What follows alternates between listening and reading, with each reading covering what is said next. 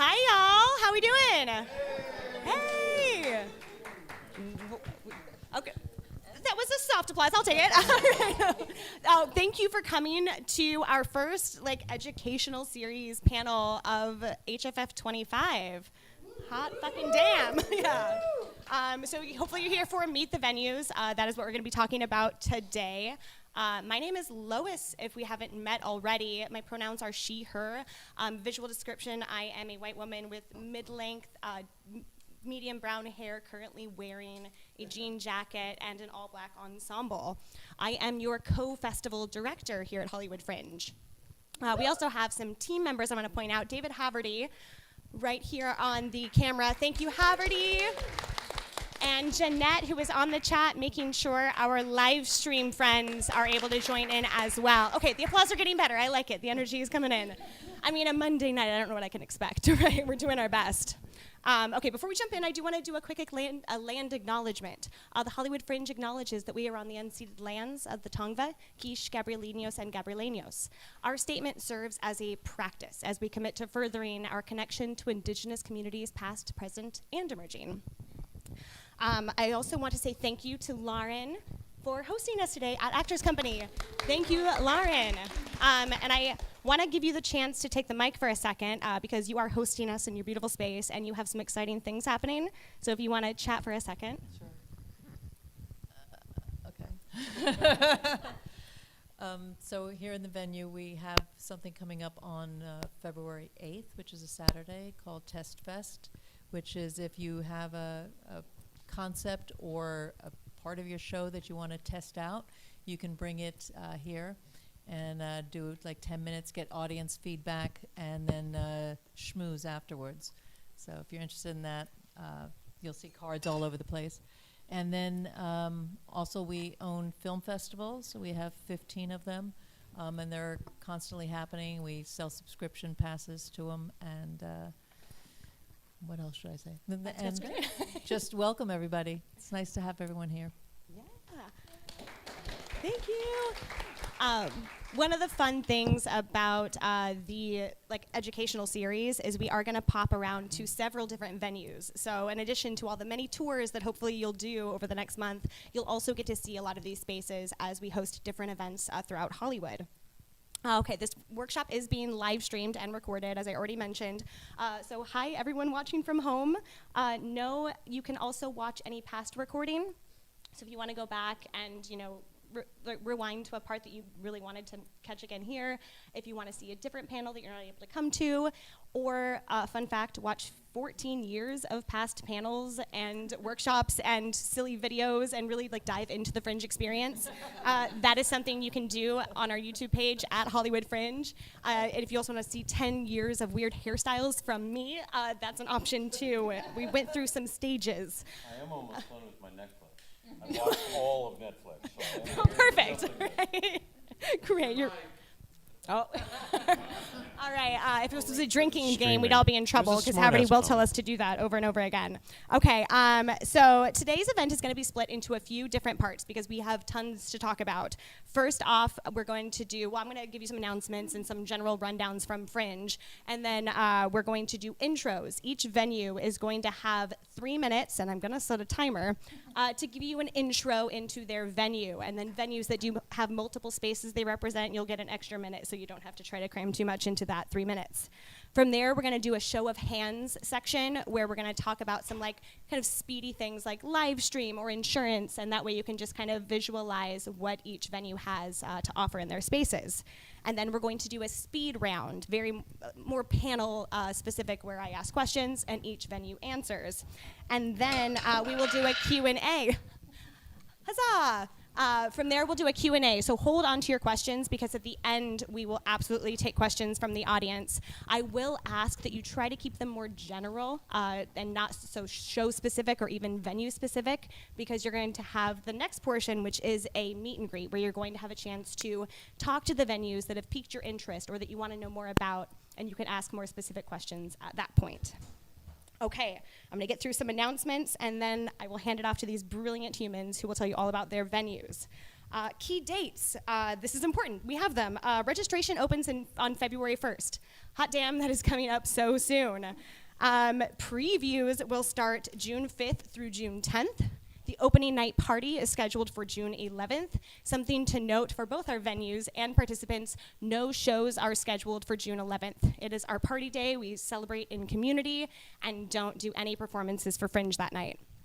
And then we rock into the official festival, June 12th through the 29th, with the awards on June 30th, on a Monday. That was something we started last year, and arguably the one program we've never heard a complaint about, so that works. Noting this year's guide deadline is going to be April 10th. We're going to talk a lot more about that at future town halls and newsletters, but I just want to get it into your head that the idea is to have your venue booked, your project created, and your registration paid by April 10th because you want to be in the printed guide. But you can, of course, register after. You just won't get to be in that guide, which would be a bummer. Funding opportunities. Right now, our scholarship applications are open. Please, if you haven't checked that out, there is still time. hollywoodfringe.org/scholarships. All of the information, including past panels and informational sessions that'll help you dive into that application. And so yeah, until February 4th, we did push that deadline to allow more time after the wildfires here in Los Angeles. We also have our artist fund. That is not open yet, but I want that to be on your radar. In February, so later in this month, we will announce the artist fund applications opening, which will be available to any low-income Angelino artist. So that one is across the board. Our scholarships are a little more focused, but our artist fund is going to be much more broad. So keep an eye out for that, because that is money to help you rock your production. Okay, events. Just like this, we're going to do so many events that will walk you through Fringe A to Z. So if you're coming into this and half of what I'm saying is going right over your head, that's okay. A lot of these, it's time to start kind of learning the vocabulary, learning some of the questions to ask, and then all of our events are going to help you put those pieces together. They are free and designed, like I said, to walk you through every step of the process.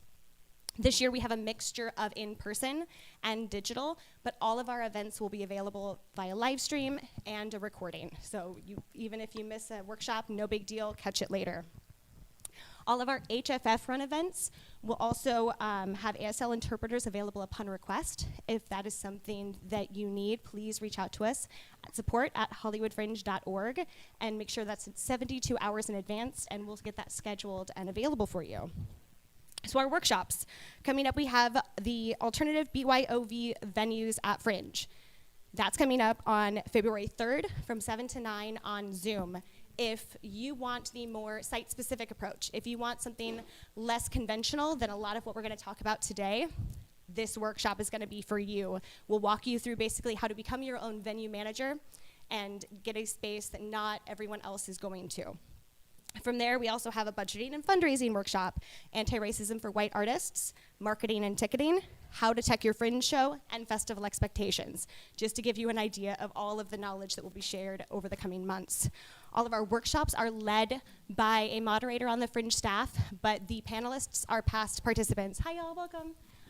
So that's going to be direct knowledge from people who have sat in your seats, who have done what you're doing now, and with great success. Then we have our town halls. Those are going to be where myself and my co-director, Ellen, talk at you. It's just a lot of information. It's all of the boring details, but the things you're gonna need to know so that you don't miss a beat throughout the process. Coming up, we have Fringe, Town Hall number 1, Welcome to Fringe. That's going to be imperative if you are new to the festival, which, how many people are joining for the first time this year? Amazing! That's incredible. Welcome to the family, y'all. I'm so happy to have you here, and I can't wait to see what you bring to the table. But Town Hall number 1, please come. If you cannot come, we can watch it via live stream or the recording. There it is. We'll work on that. We'll try it again later. So February 7th, February 2nd, 2 to 4 p.m. at the Broadwater. That's going to be where that first town hall is. We also have a town hall all about how to make your Fringe show accessible, and a town hall about printed guide, ticketing, and press. And then the fourth one is going to be make the most of your Fringe experience. So we kind of have those tailored to make sure you get all you can out of this festival, between like the best marketing and ticketing practices, all the way to how to take advantage of the award opportunities and the industry program and help you get your show to the next level. Because that is our goal at Fringe. We want you to thrive here. We want you to learn and grow artistically and professionally, but we want it to be a launching pad. We don't want people to end up here as the best it can be. We want to see what you do next and help you get there. So the industry program is going to be big for that. Okay, I'm almost done, I promise. Next up, we have virtual web sessions. Those are going to be for our less digitally friendly friends, myself included. We're going to talk about the website, how to make sure you know how to find the tools that are available to you, where the articles are, where the events live, and then how to really develop your project page. So we have the first one all about site navigation and project pages. The next one is going to be all about ticketing and press and using the tools on the website. So again, if like the digital space is a little more uncomfortable for you, those are designed to help you navigate that. All of our events, because giving you dates right now would be so silly, hollywoodfringe.org/events. All of these are listed, the times, the dates. You can even directly add it to your Google Calendar. So start signing up there. Fringe support, we have tons of support options already available to you. And know that these are also here in that the decision-making process. So if you're not sure, that is okay. Like you don't need to register and then take advantage of these support options. Start talking to us now. We want it to be the right fit. We don't want anyone to sign up out of fear. We want you to have all the information possible and make a decision that is right for you. We have one-on-one sessions with Roddy, our artist services manager, and that's a chance for you to ask one-on-one questions that are more specific to your show about whether, what your goals are match with what is likely in the festival process. We also have our newsletters. How many people are signed up for our newsletters? Oh, yes. Yes, okay, very nice, Calvin. Sign up. Right. Definitely sign up, y'all. That is going to be huge in making sure you don't miss a beat in the festival process. So you can do that. I wish there was an easy link. There's not. But the right corner of the website, click newsletter, and you can sign up right away. We also have our supportal. Move it out of your junk folder, too, into your regular one. 100%. Yeah, add newsletters at Hollywood Fringe to your contacts, because otherwise it will go to junk often. We have our supportal, support.hollywoodfringe.org. That is a collection of articles all about every question you could possibly have. Beyond that, we have our email, support@hollywoodfringe.org. This is your new best Fringe pal. How many people have emailed support already? Okay, a couple people, fantastic. Yes, I love it. Yes, and I'm serious. It is your new best Fringe pal. We are here to answer all of the questions. We want to make your job easier here. It is a self-produced festival, but we are here to help guide you, help navigate the questions along the way. Start engaging now. So we've already said we're all going to sign up for the newsletter when we get home tonight. Yay. Also follow us on social media at Hollywood Fringe across all platforms. Specifically Instagram we use a lot. We also have a Facebook group, Hollywood Fringe Festival. That is our Facebook group, so make sure you're engaging on social. And start using hashtag HFF25 when you are doing rehearsal photos or advertising your show. Start engaging with the community now. Okay, let's talk booking a venue. And one more page. So how does booking a venue work? The venue has to be in the Fringe zone. Currently, the zone is Franklin to the north, Normandy to the east, Rosewood to the south, and Fairfax to the west. I'm going to note here, there is a chance we will expand the zone in the next 2 weeks. We will announce that via our newsletter, which you'll be signing up for, if that happens. Like I said, that is still an up-in-the-air thing, but that may happen this year. Participation in the festival is open access, as long as the participants and the material follows our code of conduct. You can find that at hollywoodfringe.org/conduct. If we're learning anything, if you're trying to find something, try hollywoodfringe.org/whatever word you think that would be, and it usually works. So we do not curate outside of, again, the code of conduct, but venues might. So you're learning, a lot of our venues don't, but there might be some, maybe they don't take 2-hour run times. Maybe they don't, maybe they're focused on queer work in their space, or, whatever it is. Talk to your venues and make sure you are the right fit. But I would say most of our venues have a pretty open come and play if the show fits. Festival gives 100% of box office sales back to the participant. So that is going straight to y'all. We don't take a cut of any of the money.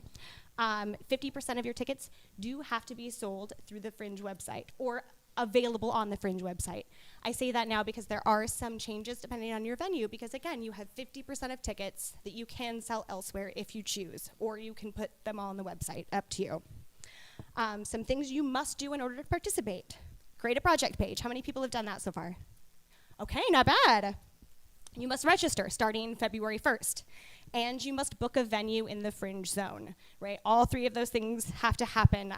Every year, there will be oh shit, I didn't book a venue or I didn't register. All of those things need to happen in order to be a participant. 2 and 3 can happen any order. You can book a venue before you pay the registration. You can pay the registration before you book a venue, as long as both happen. You can find all of the venues that are currently registered at hollywoodfringe.org/venues. Again, it still works. There are some that are not here tonight, and there are some that will be added later. So that is a page that is worth keeping tabs on, checking in on every so often. Once you've created a project page, you can apply directly to any of the venues that are listed on the website. So when you were asked all the questions, if anyone has gone through that process yet, there's questions like, what kind of tech needs do you have? How many people are in your cast? Those are developed so that the venue has an idea about your show going into this process. So you can, in a click of a button, apply to multiple spaces. So you can apply, maybe 7 of these spaces sound amazing to you. Apply to them all, have conversations with them all, tour them all. This is very much like shopping for an apartment. You want to find the right fit, both aesthetically, does it give you the ooey-gooeys? Do you feel artistic in that space? Is it financially affordable? Every venue is going to be different. There is no cookie cutter version of a venue at Fringe, so make sure you're asking questions and really finding that right fit for you. Do not assume that just because you have applied to a venue, you are booked in. Make sure, I'm trying to get all of the, please don't do these out of the way now. Make sure you are following up and not, give them time. They have so many participants that are emailing them and applying, so give them time. But please don't apply to one venue, call it and then 2 months later go, oh, I wonder if I have a venue, because you probably don't. So keep that in mind. Okay, y'all, I think that is most of the announcements. I know. I should have mentioned earlier, I tend to talk really fast.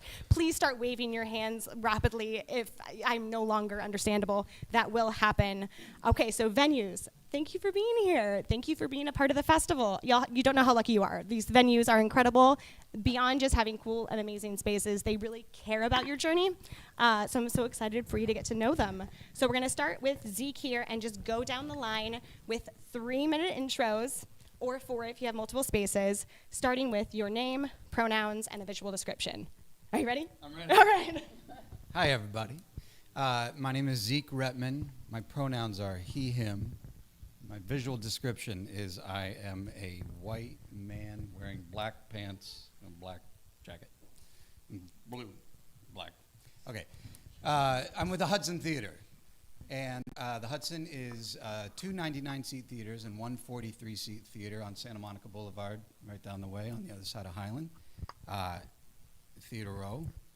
We have a little coffee shop that serves as the lobby for the 3 theaters. We've got a marquee out front. Am I doing that? Is that what I'm doing? Yeah, you're doing Is so that what good. I'm talking about? Yeah.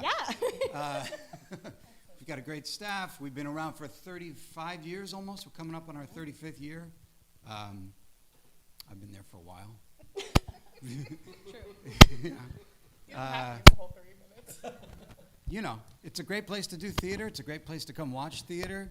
We love Fringe. We love taking care of our clients. We have valet parking. We're getting our wonderful landlord is currently renovating our restrooms. They look amazing. What a wonderful landlord. I know, it's very cool. I know. We just got new carpet in our larger 2 theaters. Yeah?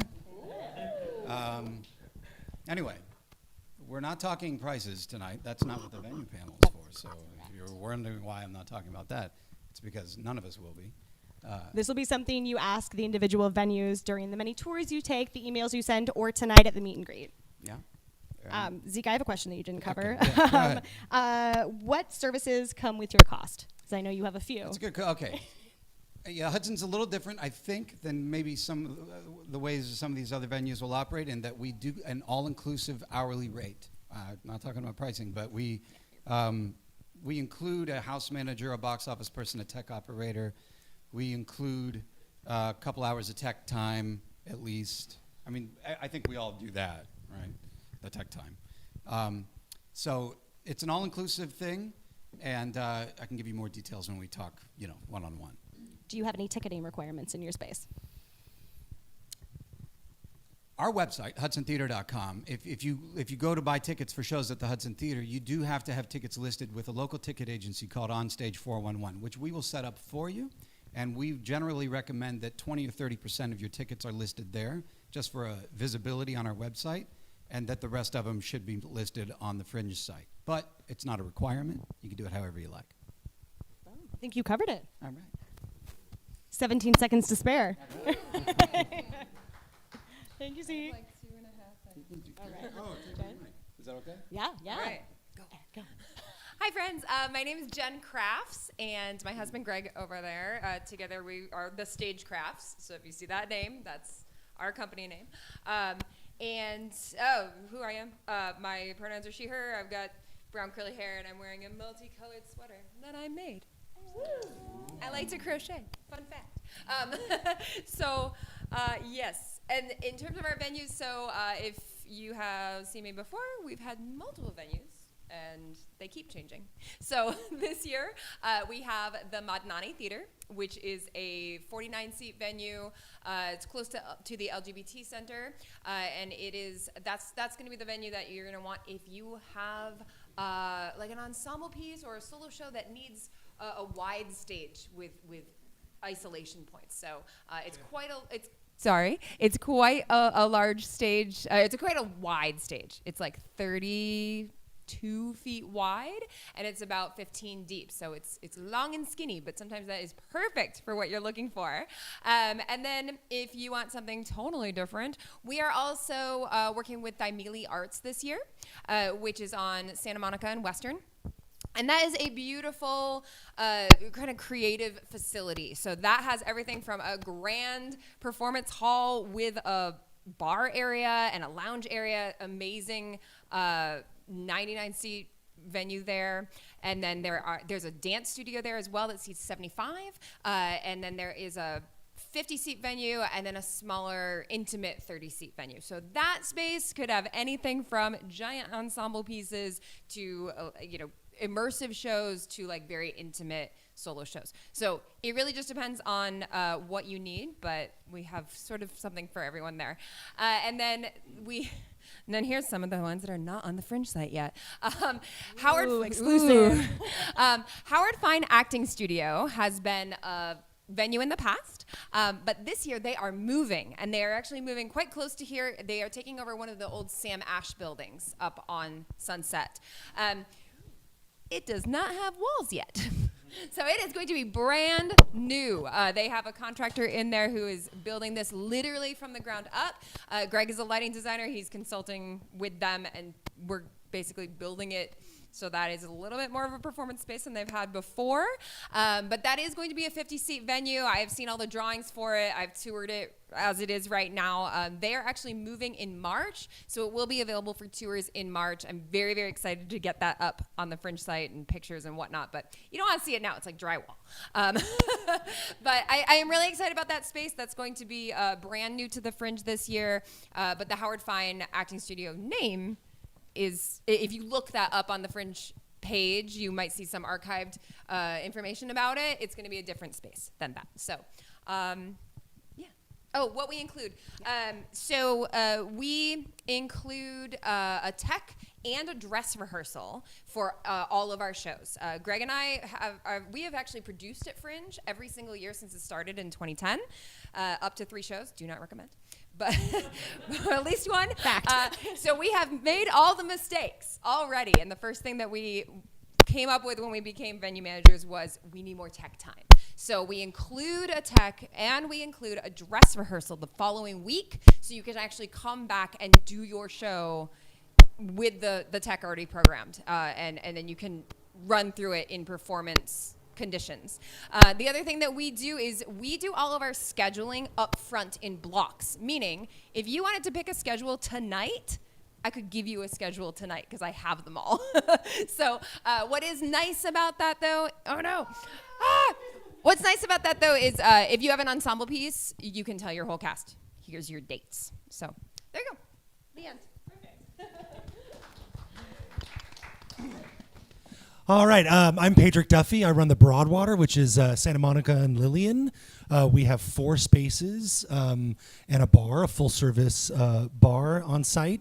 The 4 spaces it's a Goldilocks of theaters. They're all very different. Our smallest space is our studio. It's 21 seats, can be expanded to 28.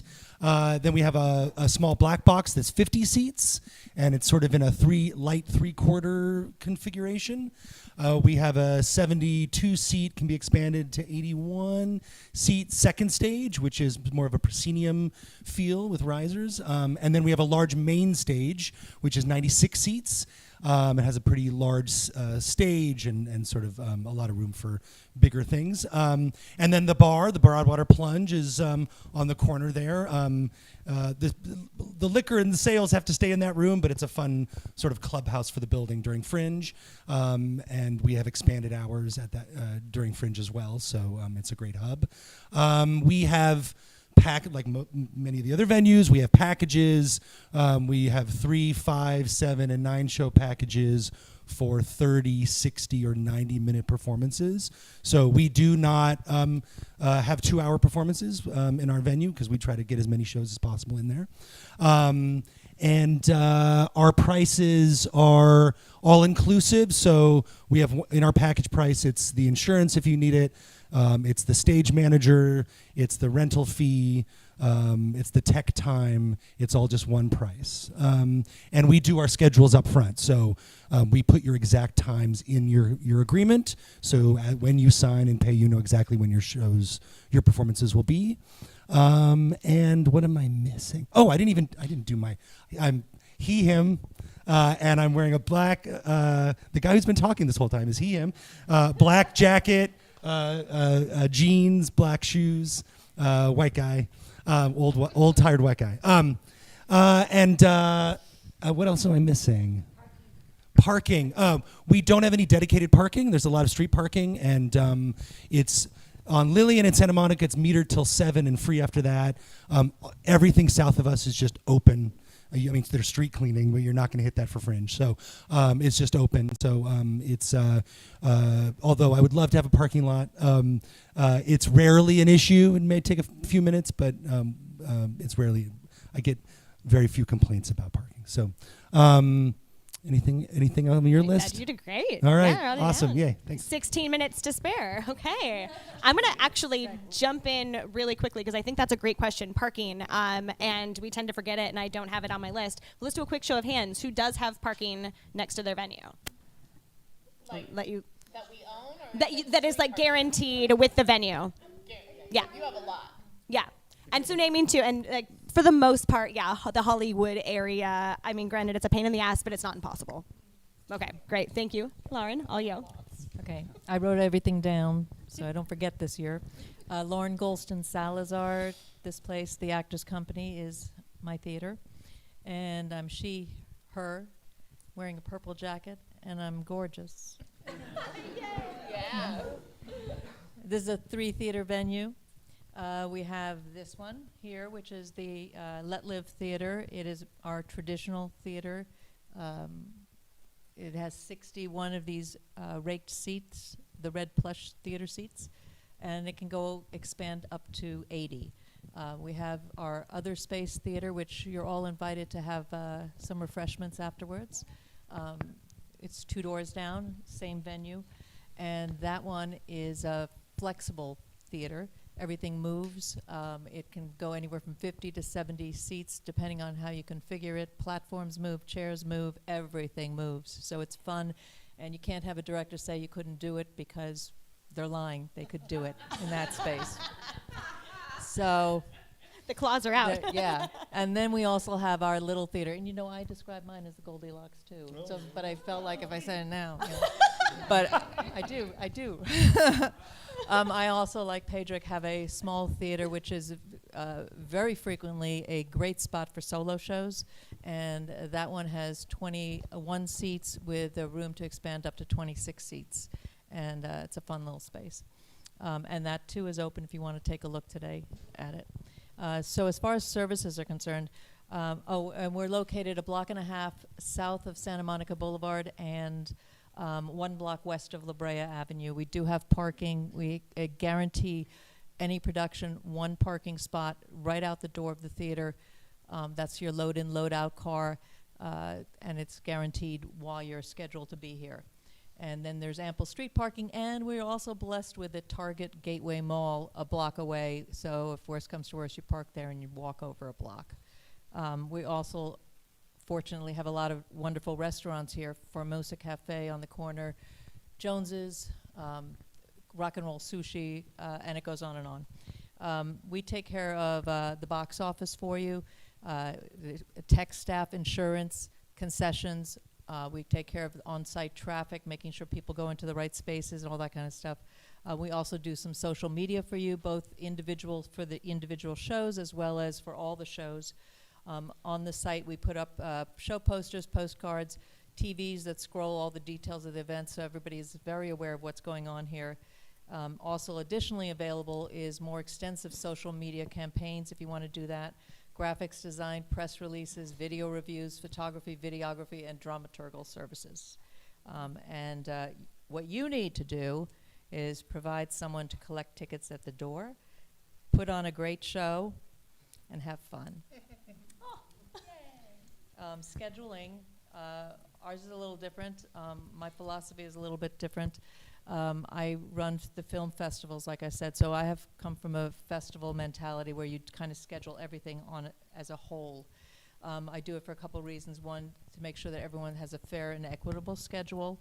Any conflicts that you have said we will honor, make sure of that. If we take your contracts, it means we're going to honor that.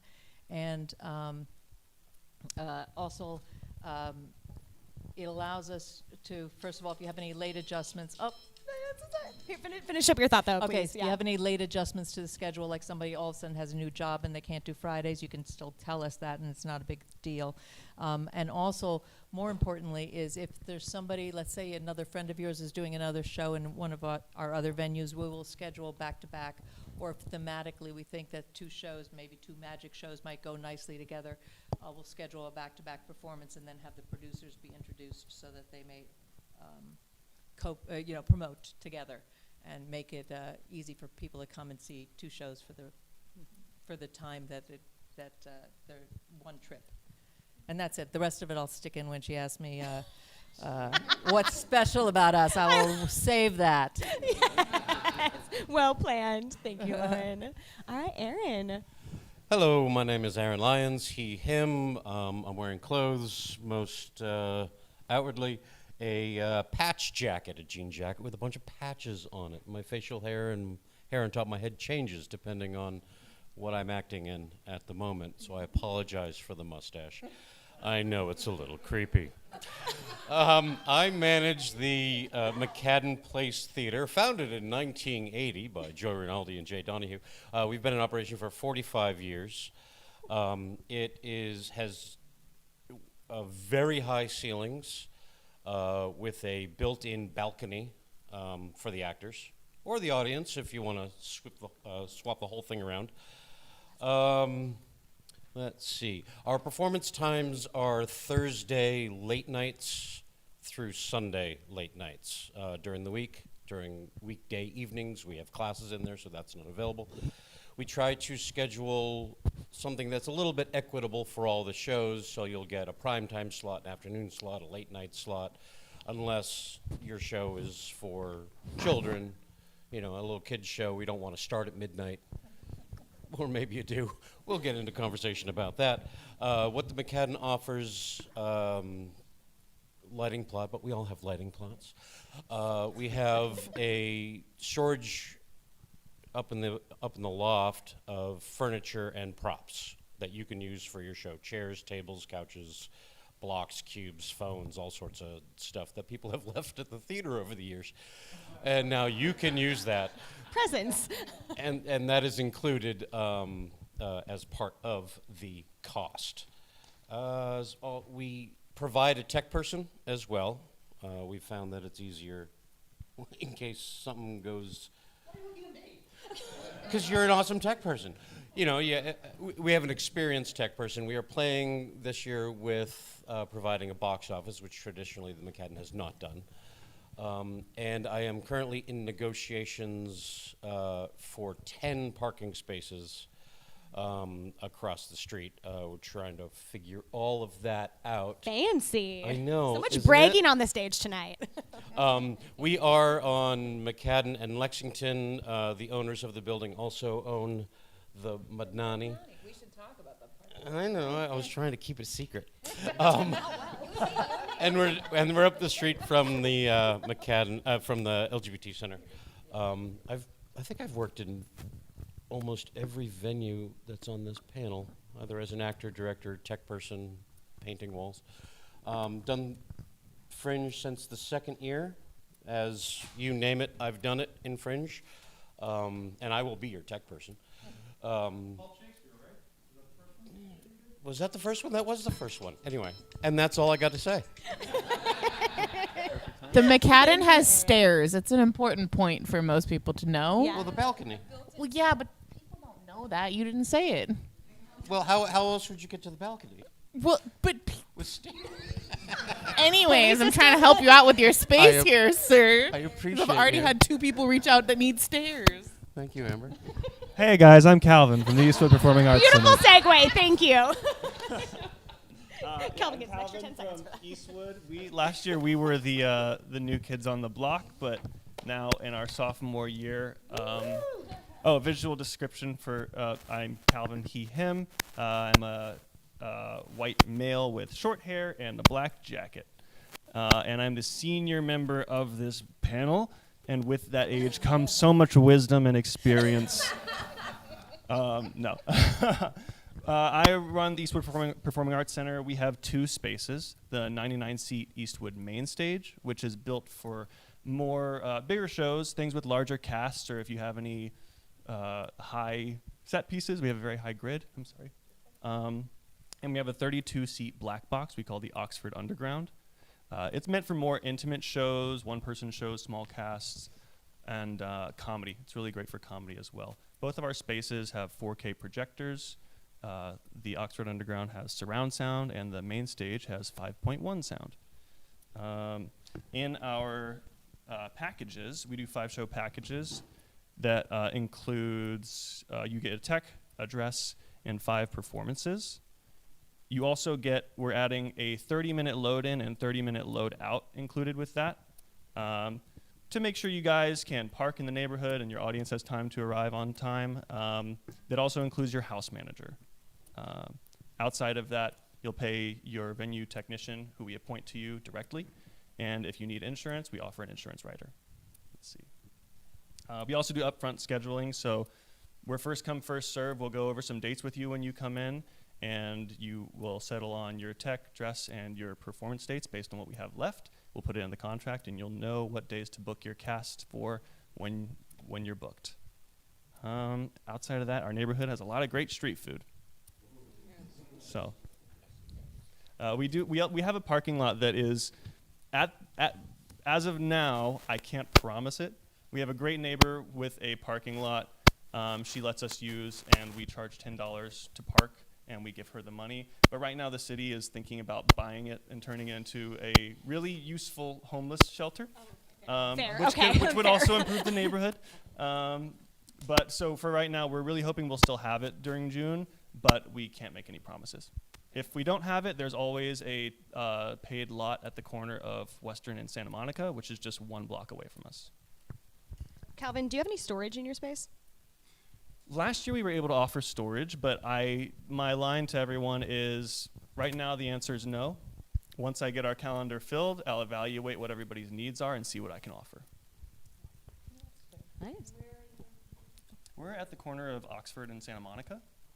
Right, it's on Santa Monica heading east right before you get on the 101. Well, that timing was very well done. Awesome. Thank you. And Amber. Hi, my name's Amber Bruegel. She, her. I have orange hair with a blonde money piece right now. You know, just we'll see during Fringe. It's always different colors. I'm wearing all black with some satin pants. I run 3 theaters. Well, actually, I run 4 theaters within Theater Planners. 3 of our locations are participating in Fringe this year.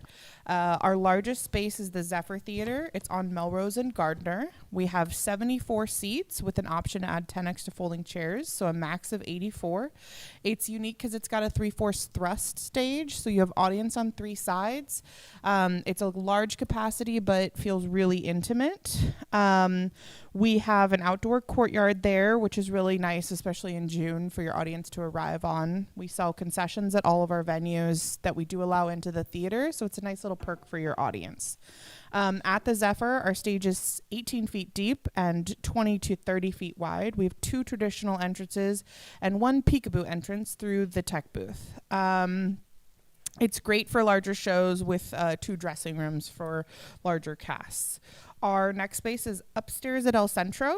It's on Santa Monica and El Centro, 1 block east of Vine. If you're familiar with the old lounge theaters, it's right upstairs from that.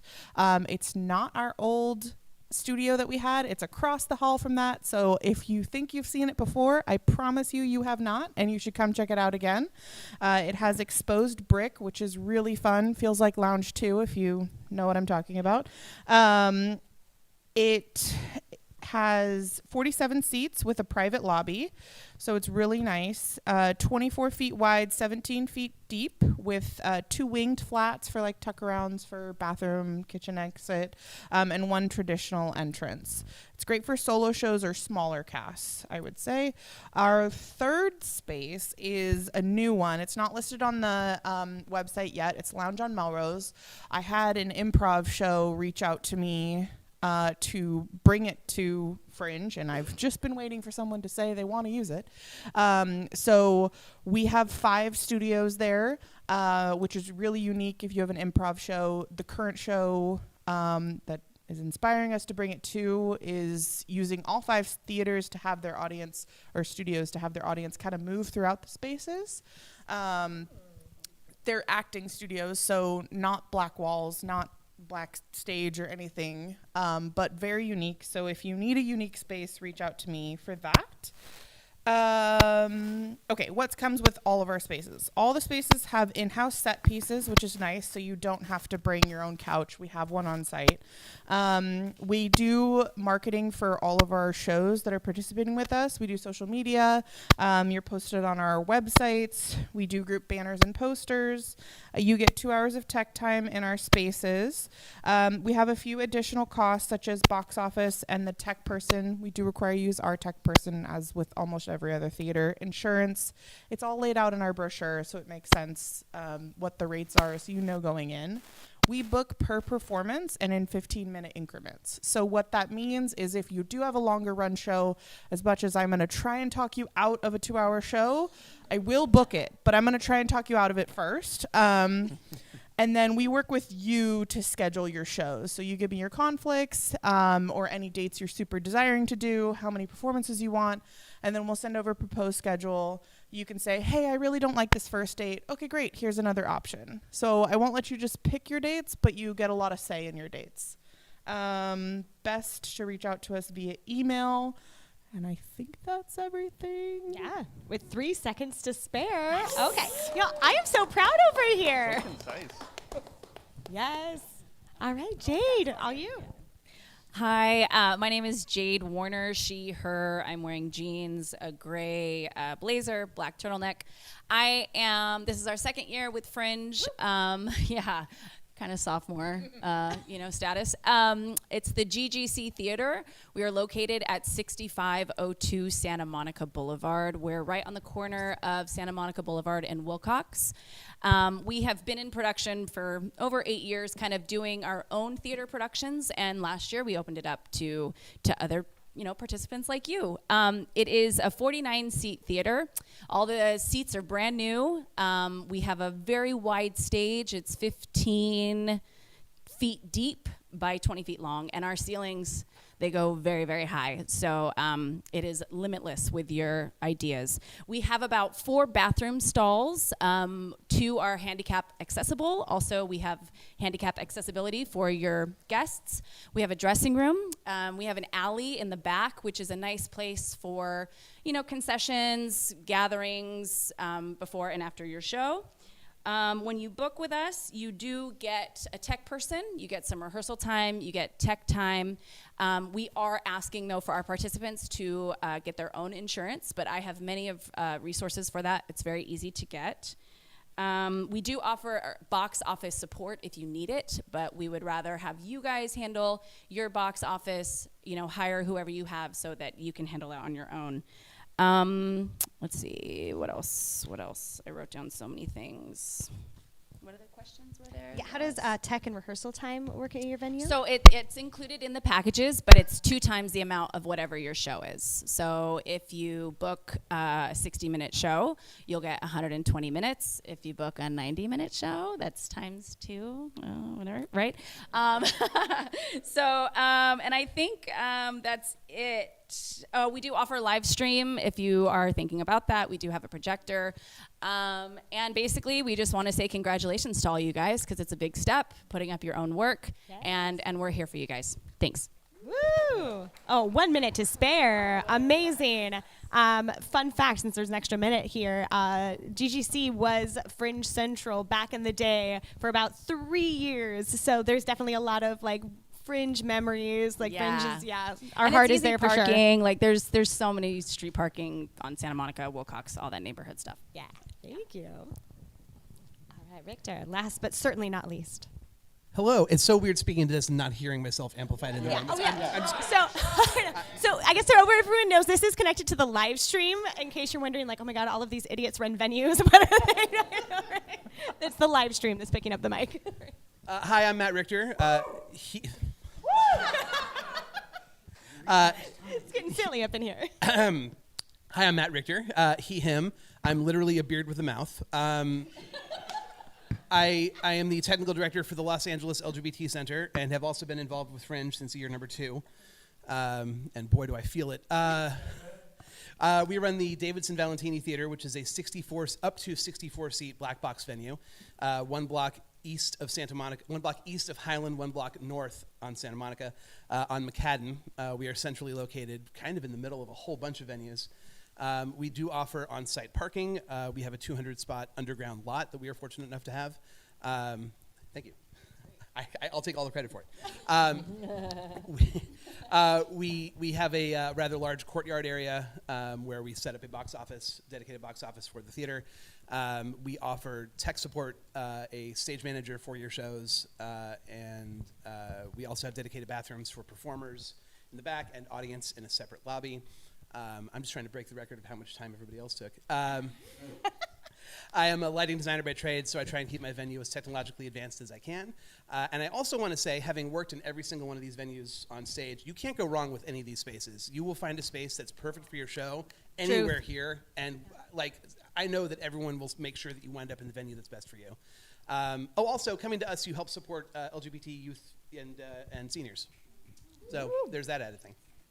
Did I miss anything? Yeah, I don't know how you can beat that last statement. So I think at this point you just have to. But how much time did I say? Yeah. Oh, you have 1 minute and 3 seconds. So I do believe we have a winner. Yeah. That means I get the toaster. Yeah. Perfect. But what a perfect segue too, because you're not wrong. Literally, all of these venues want you to succeed, and so they will potentially tell you, you know what, my venue is not right for your show. I do not have the things that are required to really give you the experience you are after, and they will recommend each other. They, as you can tell, the camaraderie is real. They care about each other. They care about the participants that come into their spaces. So know that if another venue gets recommended to you, it's out of care for the integrity of your production, not get away from me. And in that same regard, please be caring and kind when it comes to, touring multiple venues. Like we talked about, we encourage you to talk to multiple of these fabulous humans, to see several of their spaces. That doesn't mean you should ghost them. They're people, they have feelings, and they have other participants who are asking about space. If you are in conversation about a package of 3 shows, there's the timer. That's enough, Lois. All right. But be kind. It's a small industry, and you will want the. Okay. I feel like I'm awake. Okay. But you will interact with these people. Again, you will want, maybe you want, the space for a future show or a future Fringe, or everyone knows everybody. So it's a great chance to practice your professionalism and remember that your reputation is always 5 feet in front of you. So remember that as you are working with these venues in the booking process. Okay, round 2. Y'all, that was really, really wonderful. We have never been so good on time, so we can really start to get silly now. But round 2 is just a quick show of hands. So we've kind of touched on it a little bit. But I want to talk about live stream. So for anyone new to the festival, live stream is something we started in the COVID years. While dark in a lot of ways, it was a really good chance for us to figure out the live stream element of live theater and what it does for accessibility beyond just, of course, at a time where people couldn't leave their house because they were quarantined. It does add a level of accessibility. Even just being able to say, hey, Mom, you're in Washington, but you can come see my show on this particular performance because I'm live streaming it, right? So we do have the option for you to live stream productions. You cannot do like a pay-per-view recording, but if you did want to live stream simultaneously, you can do that for 0, 1, all of your shows, entirely up to you. And so with that, I want to check in with venues. Who offers a live stream package that participants can pay for? Great, keep your hands up just for a second. Perfect. Okay, so know that that is optional to you. And other venues might, how many venues would allow someone to come in with a third party and stream their, okay.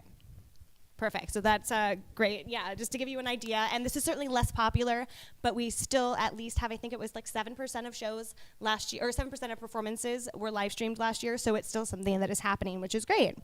Okay, second, insurance, and this one can be a little scary for someone who's new to producing, so I promise it's not. How many venues will add a participant to the rider, either at an additional cost or at a included in the package? How many venues will take care of that so the producer doesn't have to panic?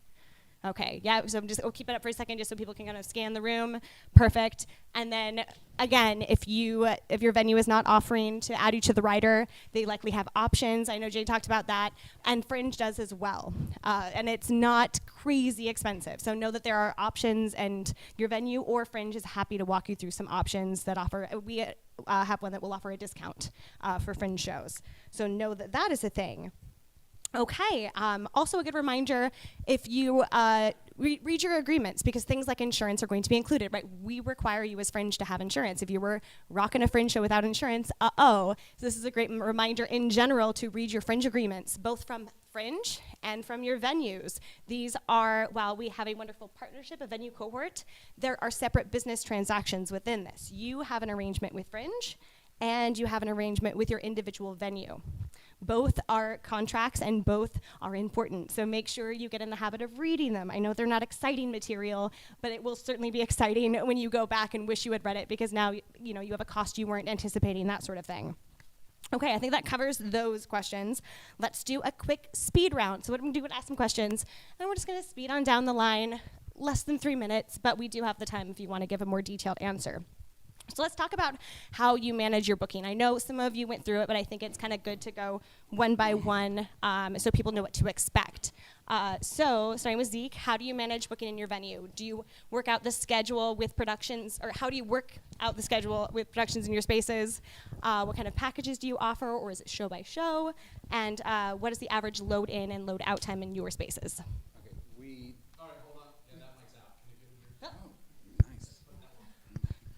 We are first come, first serve. We don't really do packages. We have a 3 performance minimum, but you can do 4, you can do 5, you can do 6, doesn't matter. You can do whatever time is available. We'll talk to you about what we've got. You can take what we've got based on availability. What was the other part of the question? We offer an hourly rate for our performances, which you need to consider how much time you want. Some shows want an hour before their show, and that's fine. Some shows want 15 minutes before their show. We'll prorate to 15 minutes based on our hourly rates. That's not scary. It's easy. It's math. That's all I got. Hi, Jen, Stagecrafts, Emily, Donnie, Howard Fine, maybe more. They're coming.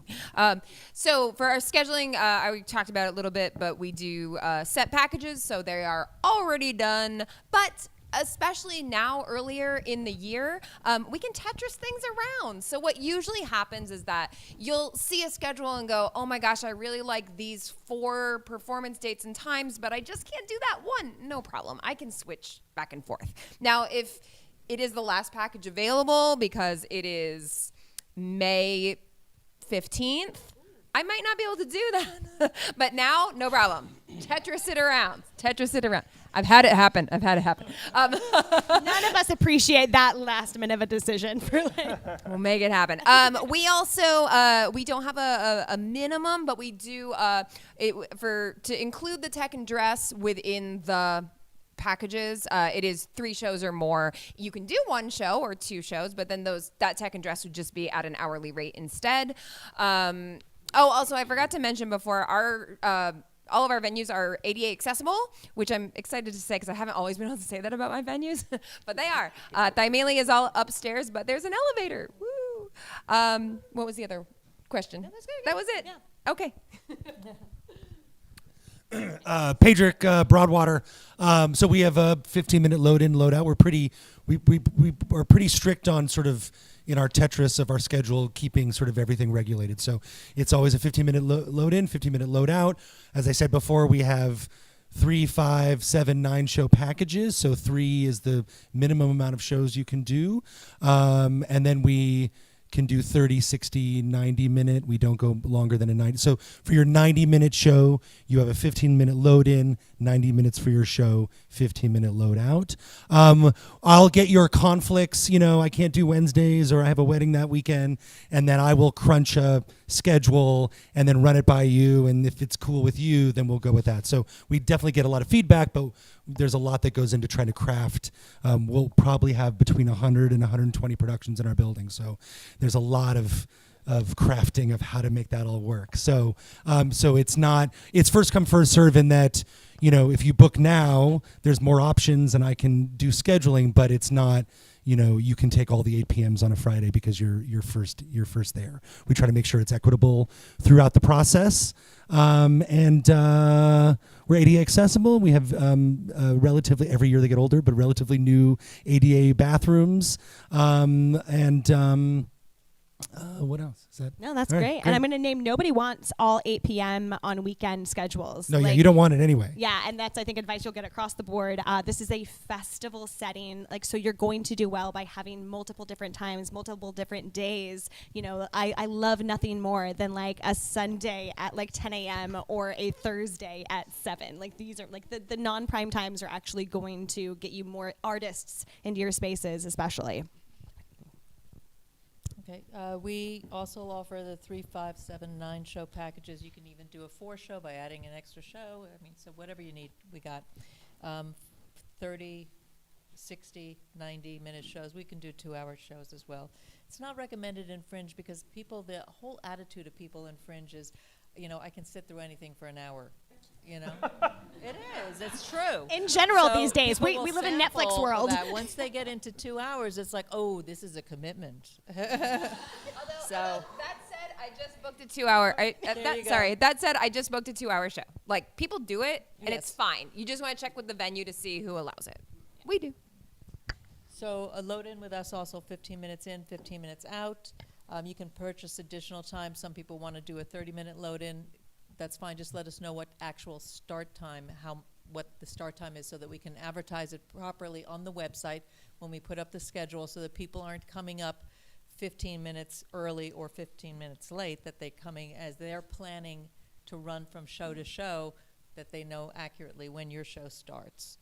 Let's see, what else? What else did you want in this section here? No, that was good. That was good. You did great. Yeah, schedule.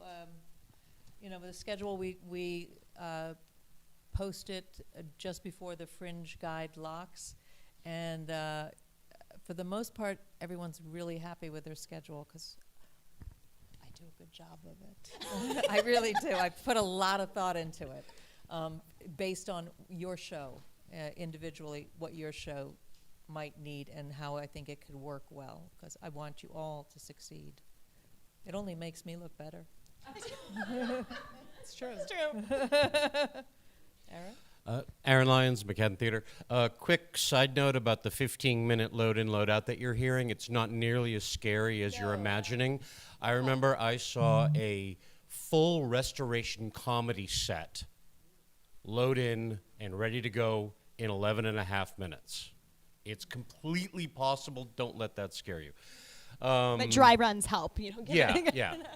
And your venues will guide you in the best way to do that. So we do a 15-minute load-in, 15-minute load-out. If you need more time than that, like most of the other venues, speak with us about it, and we'll see what we can.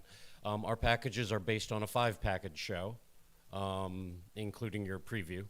If you want more or less, again, speak with us, and we can make arrangements. And like I said earlier, we try to vary your times throughout all the things.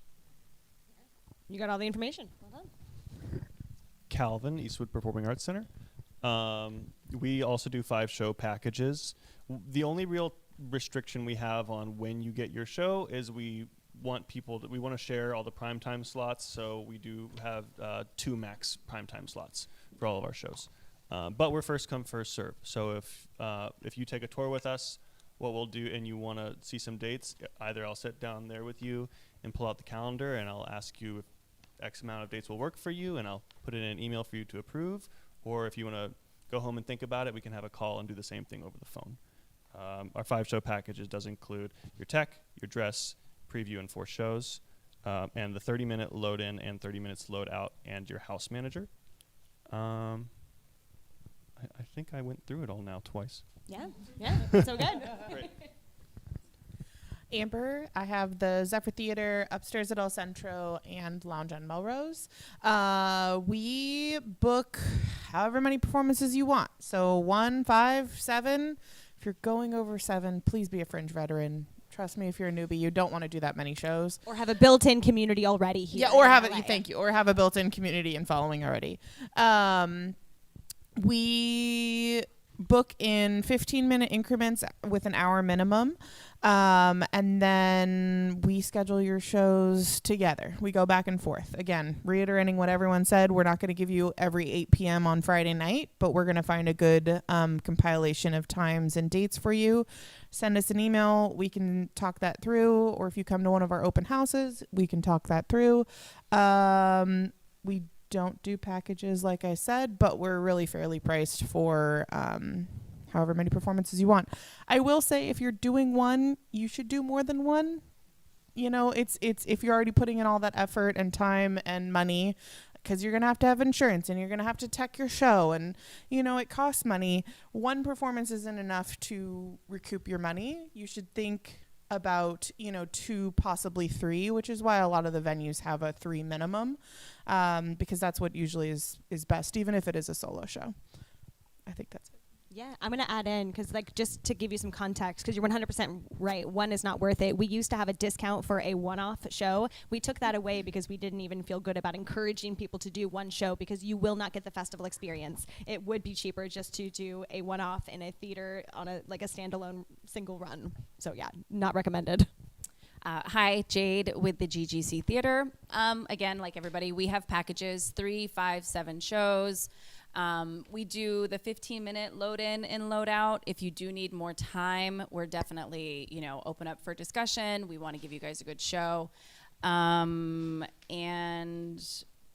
we do, for scheduling for your show times and everything, we book on a first-come, first-served basis. So, again, we try to be fair like everybody and make sure that you have what you want. And we're definitely open to discuss, any conflicts or anything that you may have. Hello, Matt, LA LGBT Center. We work with this. I should point out, this is the first time in the festival since the center has been a venue that I haven't run everything by myself. And I'm not saying that to be snarky. I'm saying that because this year the entire cultural arts department of the center is behind Fringe and organized to help the shows be the best that they can be. Woo! That's not to say that shows weren't the best they could be when it was just me. I think they went pretty fine, to be honest. You might sleep a little bit this June. That's yes. That's yes. We worry. All of this is to say that one of my cohorts is Zach Davidson from the Coin and Ghost Theater Company, who have done a number of Fringe shows in the past. So he's actually organizing the schedule. All of the shows are in 2-hour blocks, with the goal being that no show is longer than 90 minutes, so that way you have 15 minutes load in, 15 minutes load out. Or if you have a shorter show, half an hour, 45 minutes, you could run your show twice in the same block, which we've also done before. But Zach will work with you to create a schedule that is equitable and spread across the festival as best as we can. I do need to point out that the second weekend of the festival, Saturday, the 14th, that's exactly what I was going for. The center is closed for Fringe because we have the Trans Pride celebration. So that's the one day that is completely unavailable for the festival. But other than that, we want to work with you to craft as many shows as you want. We do have packages at 3 shows, 5 shows, and 7 shows. But you can do as many or as few shows as you want. But again, one show, people don't even know your show is happening by the time it's over. So, and our space is ADA compatible. Compliant? Compliant. I knew it was some C word. It's Monday night. We're doing the best we can. I think that's it. Yeah. Oh. Calvin Eastwood, I forgot to mention, we start with a 5-show package, but if you do want less than 5 shows or more than 5 shows, we're happy to accommodate. Yeah, and it seems like for the most part, y'all, like they've said it already, they want you to have a good Fringe experience, but they also know the boundaries of when it's not going to work, and that's where the advice comes in. I think speaking to, like, you've heard it more than once now, a 2-hour show is not recommended. I will also note that it never fails that shows that break the rules will still have massive success. But overall, what you're going to hear is the recommendations that we've heard and we've seen over time. The Fringe people will not just see one show in a night. Audiences will see sometimes 9 and rush show to show. I have missed shows because shows have gone over. So that's another thing to note. How long is your show really? Really understand how long your show is, and then know that, yeah, it is going to be harder to talk an audience member into giving up 2 hours during a festival where they could fit multiple 30-minute shows or 2 one-hour shows. So things to keep in mind. But again, the rules are only there as these are only suggestions. By all means, break the rules if you have a plan, if you have things in place that lead you to believe that there will be success there. Okay, let's talk community a little bit, because Fringe is all about community, y'all. Of course, we are a festival that is here to help you put up your work, but we are a cohort. It is a community that supports each other, that refills the artistic cup with joy and ooey gooiness, and that goes for your venue relationships as well. So venues, how do you recommend a participant stays on your good side so that you have a great relationship and you can't wait to book them again in the future? Oh, come on. Just be a good person and be nice and listen and ask questions. And I think we're all probably, yeah. We love theater. We're in it because we love theater. We've been doing it our whole lives. Not some of us are younger, but, let's just have a good time. Yeah, the cardinal rule of Fringe is don't be a jerk. And also just know that venues have very specific rules for a reason. And sometimes they can be super annoying, but it is there to help everyone. And so, if there is specific restrictions about, like, this is the program that you need to use for tech, or, like, this is where you need to line up, or something, that's for everyone. Like, that's for everyone. We follow it when we produce our own shows, and it helps everyone else. So that's really important. And also just you have to be nice to the staff. We are, your show is definitely the most important to you, but we are working with up to 50 or 120 shows or whatever it is. And also know that we all talk. I get all the time, well, Greg told me, and I'm like, really? Because I'm married to Greg. And then they're like, oh, no, he didn't actually say that. Cool. Yeah. so. So yeah, generally just be nice. Take care of the space too. It is a shared space, so if you do have shared furniture that you're using, put it back where it's supposed to go. Don't touch anything that is not shared. So if there's anything that is another show's props or something that are being stored, don't touch them because things disappear. We have, and also we have some sensitive equipment in both Faimili and the Madnani. We have a piano that is available to shows there, and it's so generous that the owners of the building let us use that piano. But we have to be nice to it. So treat everyone and everything with respect. Oh, you already have. I echo everything they said. Also, just sort of, especially, there's a lot of venues that have multiple spaces. They're programming a lot of shows. So just sort of, I know sometimes it feels like there's a big building. There must be a huge staff that's scheduled. Usually it's just one person.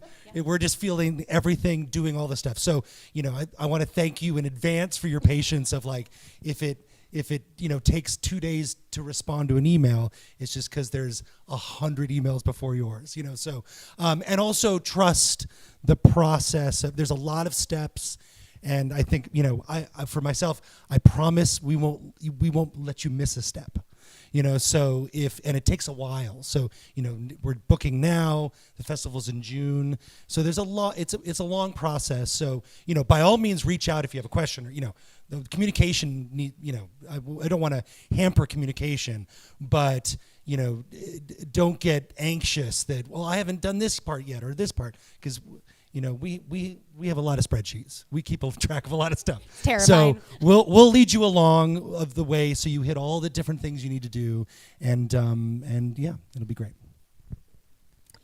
What they said.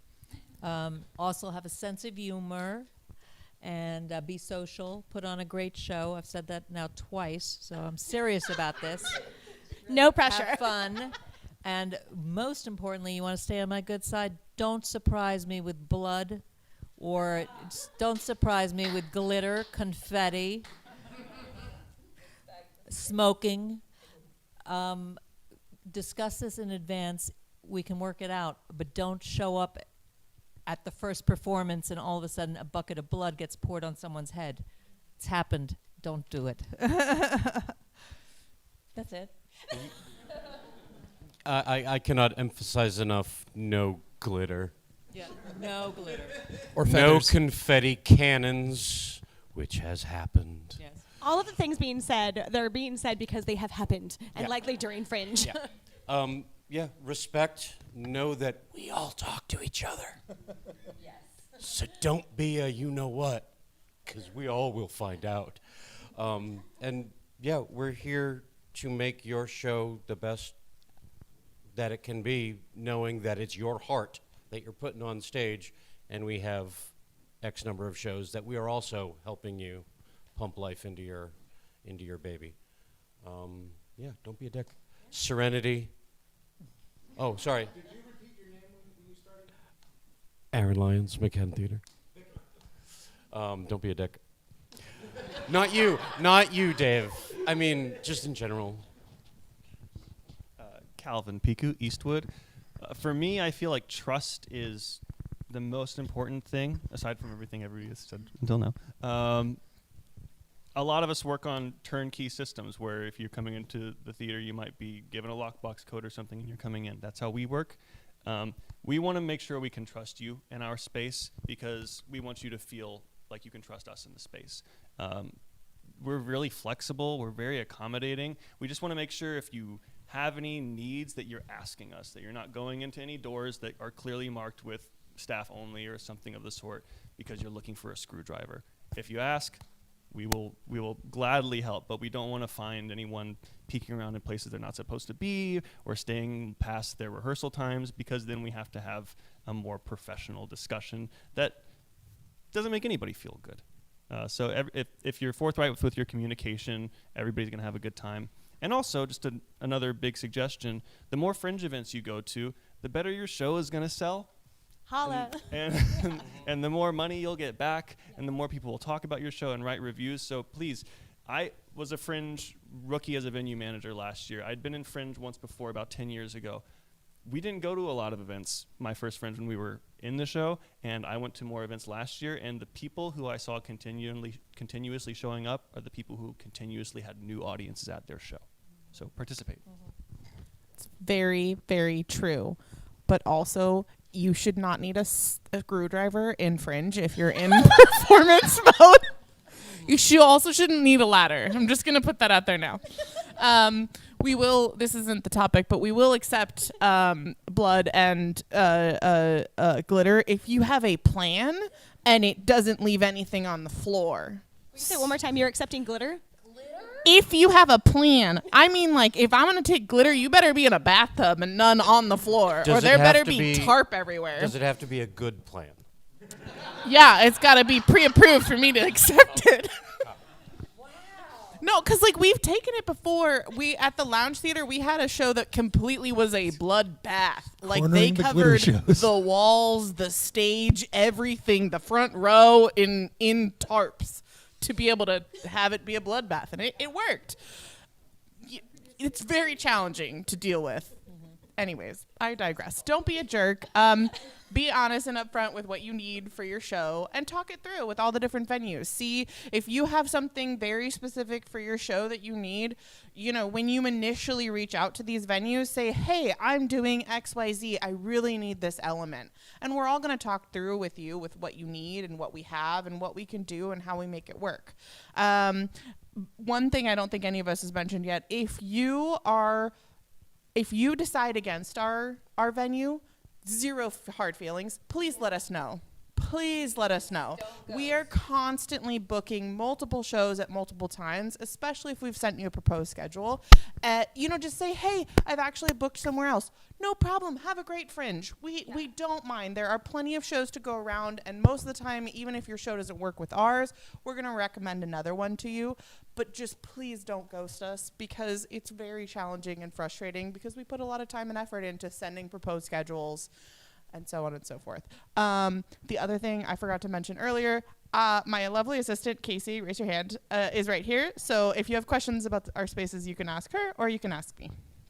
That was Amber with Zephyr upstairs at El Centro and Lounge on Melrose, or our parent company is Theater Planners. Venues. Jade with the GGC Theater.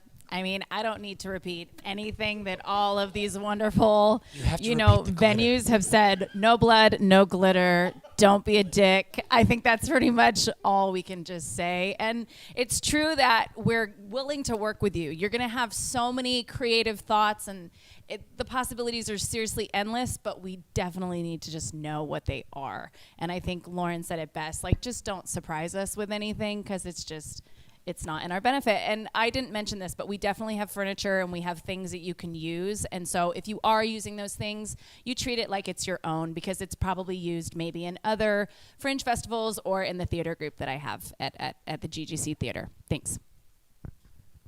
Matt again from the LA LGBT Center. One thing to keep in mind, every single person on this panel is also a theater maker. So we're not just venue managers, we're not just landlords. So if you do have an issue that you want to explore in the space, talk to us. We can help you figure it out. Whether it's a writing background, directing, producing, technical direction, we all possess a lot of skills. And I can tell you for a fact that any single one of us would be happy to help you troubleshoot. So that's all that I can add to that part of the conversation. Yeah, and that's why you develop these good relationships, right? That's why you show up correct. That's why, and especially, I'm going to name it, when it comes to the guide deadline, that's when, the stress is real, right? You're doing something incredibly brave. You're producing your own work that is scary, and that adds stress. And a lot of people, when they stress, they become angry and mean, and it's not intentional, but it does happen. So that's when you're gonna want to keep all of this in mind, because these people really are on your team. And the Fringe is a tight-knit community that wants to support you, that wants to give you advice. The knowledge share is so incredibly cool. Like, every one of these are going to have different panelists that are excited to share everything they have. They don't want to hold it in and keep room at the table. No, they want every new producer to have the information they had coming in, and it really pays forward like that. So yeah, join in on the community, dive in, and really embrace all of that could potentially come with the Fringe community. Okay, let's really quickly add in, I'm trying to, okay, yeah, sorry, let me decide. Do you have any specific shows that work in your spaces? I know we've kind of touched on size, but like for people that are trying to give a category to their work, like can you quickly name off like whether, like do musicals work really well? Do large cast, small cast, comedy, stand-up, you know, like genres or types of shows that work best in your spaces? So Zeke with the Hudson Theater, and we have 3 theaters, and one's a 43-seat theater, and certainly solo shows work great in there. And it's got great multimedia options in that one as well. The larger theaters are 99-seat theaters, and we do get big cast musicals. You can go pretty big. We have a solo show already this year in one of our 99-seat theaters, but that's not common. You should probably, whatever. But yeah, we can go pretty big. I mean, they're big stages. You get a big stage. We got some big stages up here. Jen with Stagecrafts, the Madnani and Thaimili, and Two Happen with Howard Fine. So with the Madnani, we've had a wide range of shows there. I actually was thinking it was going to be more of a smaller venue in terms of, well, no, it's not smaller venue, smaller show venue, like solo shows and two-handers. But I mean, honestly, like we had a whole Romeo and Juliet there with a full band on stage, and like it was amazing. So, and it has kind of skewed a little bit more towards like either solo show or big ensemble piece. And primarily with that space, I think it's because of the width and because we get a lot of people who are like, I really need to have very distinctive areas where like I turn off the lights over here and I can only see over there. Sometimes that's hard to get in a smaller black box, but you can do it at the Madnani. So that's something to keep in mind. At Thaimili, it is like there's really something for everyone. There's Joyce Hall that's like really this grand, beautiful hall with a bar, with a lounge, with a performance space, but you could use the entire thing for like some kind of amazing immersive experience. I would love to see an immersive Shakespeare up there. Someone please do that. But so that one's beautiful. The Shirley Dawn Dance Studio actually has a Marley floor. So if you want to do like a full-on dance piece, that's the place to do it. But also I feel like in that space, that's probably the most traditional black box space as well. So if you have just like an ensemble that you want to do in a black box, that's the one. I will say Shirley Dawn has the most limited schedule right now. So if that is something that you're interested in, you're going to want to get that early. And then there's the California and the Kansas rooms. And both of those I think are more like intimate, solo, two-hander, stand-up comedy, magic, those kind of things where you really want to be like really on top of, well, not on top of your audience, but like really be able to like see your audience's faces and be able to interact in that way. And yeah, so, but come check it out. It really just depends. You'll feel it. Patrick at the Broadwater. Yeah, and just like, you know, if your show's not right for our venue, we'll recommend others. Also with the venues that have multiple spaces, we can discuss with you about which space will fit your show the best. Usually you'll feel it, but you might have questions because it's the size of the space, the size of the stage, but also the size of the audience. You know, so our main stage is our biggest space. That's big audience, big stage. So now in our small, I've seen a 10-person musical in our tiniest space, and I've seen successful one-handers in our big space. So, you know, it really, you know your show, and we can have that conversation. But in general, our main stage, big audience, big stage. So that's where we'll have the big musicals, big shows. They fit well there. Our second stage is big audience, small stage. So intimate theater experience, but maybe you have you or want to do fewer shows, or you think you can have the audience where you can fill 70 to 80 seats. That works best. It's also proscenium feel if you want a more traditional space. And then our black box, 50 seats, intimate black box space.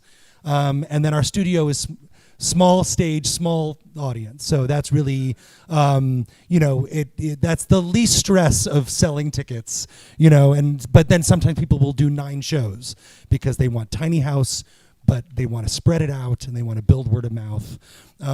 So you really, when you're thinking in general, you want to think about size of the house, size of the space, and which combination of those things work well for the show you're doing. Some of my favorite shows that I've ever seen in Fringe as an audience member were in the studio.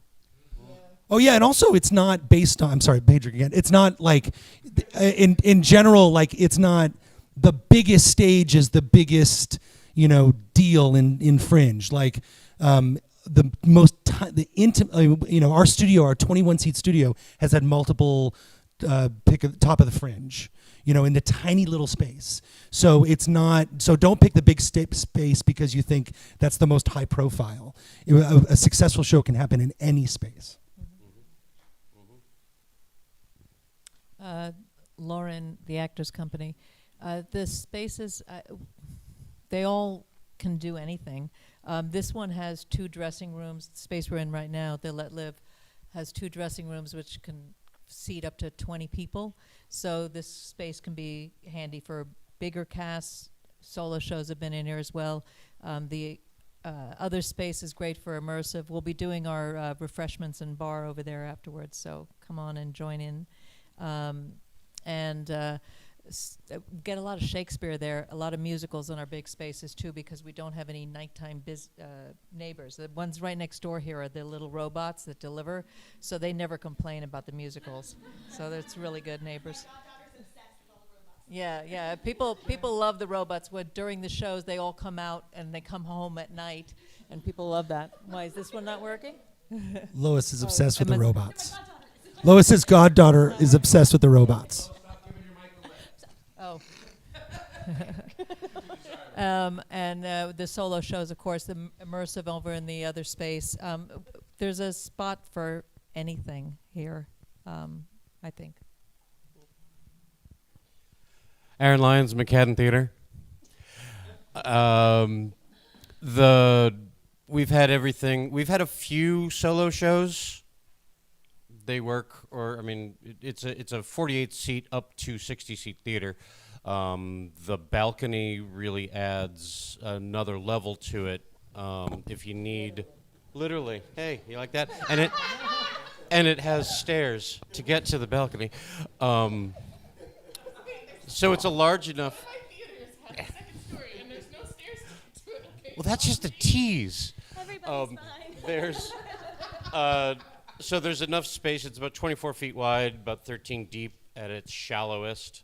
So there's isolated areas if you want something that has multiple locations, things like that. But we've had everything from one-handers, two-handers, to big musicals with the band up on the balcony. We have an audio snake that all the instruments can plug into directly into our board. Projections. We've had everything from sci-fi shows to intimate two-handers to Pinter. If the space is right for you, you will know it.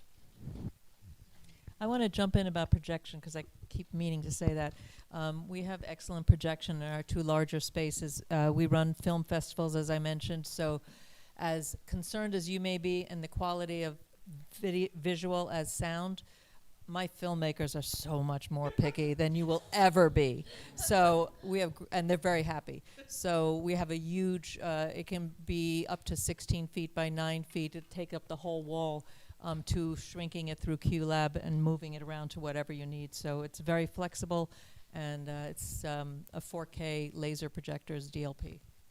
I feel like this is a worthy show of hands. How many venues have projectors in at least one of their spaces? The beauty of living in Los Angeles, y'all. Everyone is prepared for the film events as well. So, Calvin, Eastwood. I'll start with our Eastwood main stage, which again is 99 seats.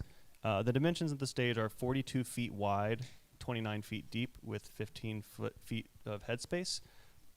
We already have 2 musicals in there. We have a live audio snake available.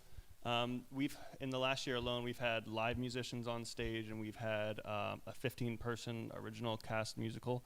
But I've also produced a 2-person show in that space. And I think last year the Christopher won best 2-person show in that space. So there's a little rumor about like a large space swallowing a smaller show, and I just don't agree with that. I think if you have a vision for your show, there's so much you can do with lighting and set and just the energy of a performance that can really enliven a big show with a small cast.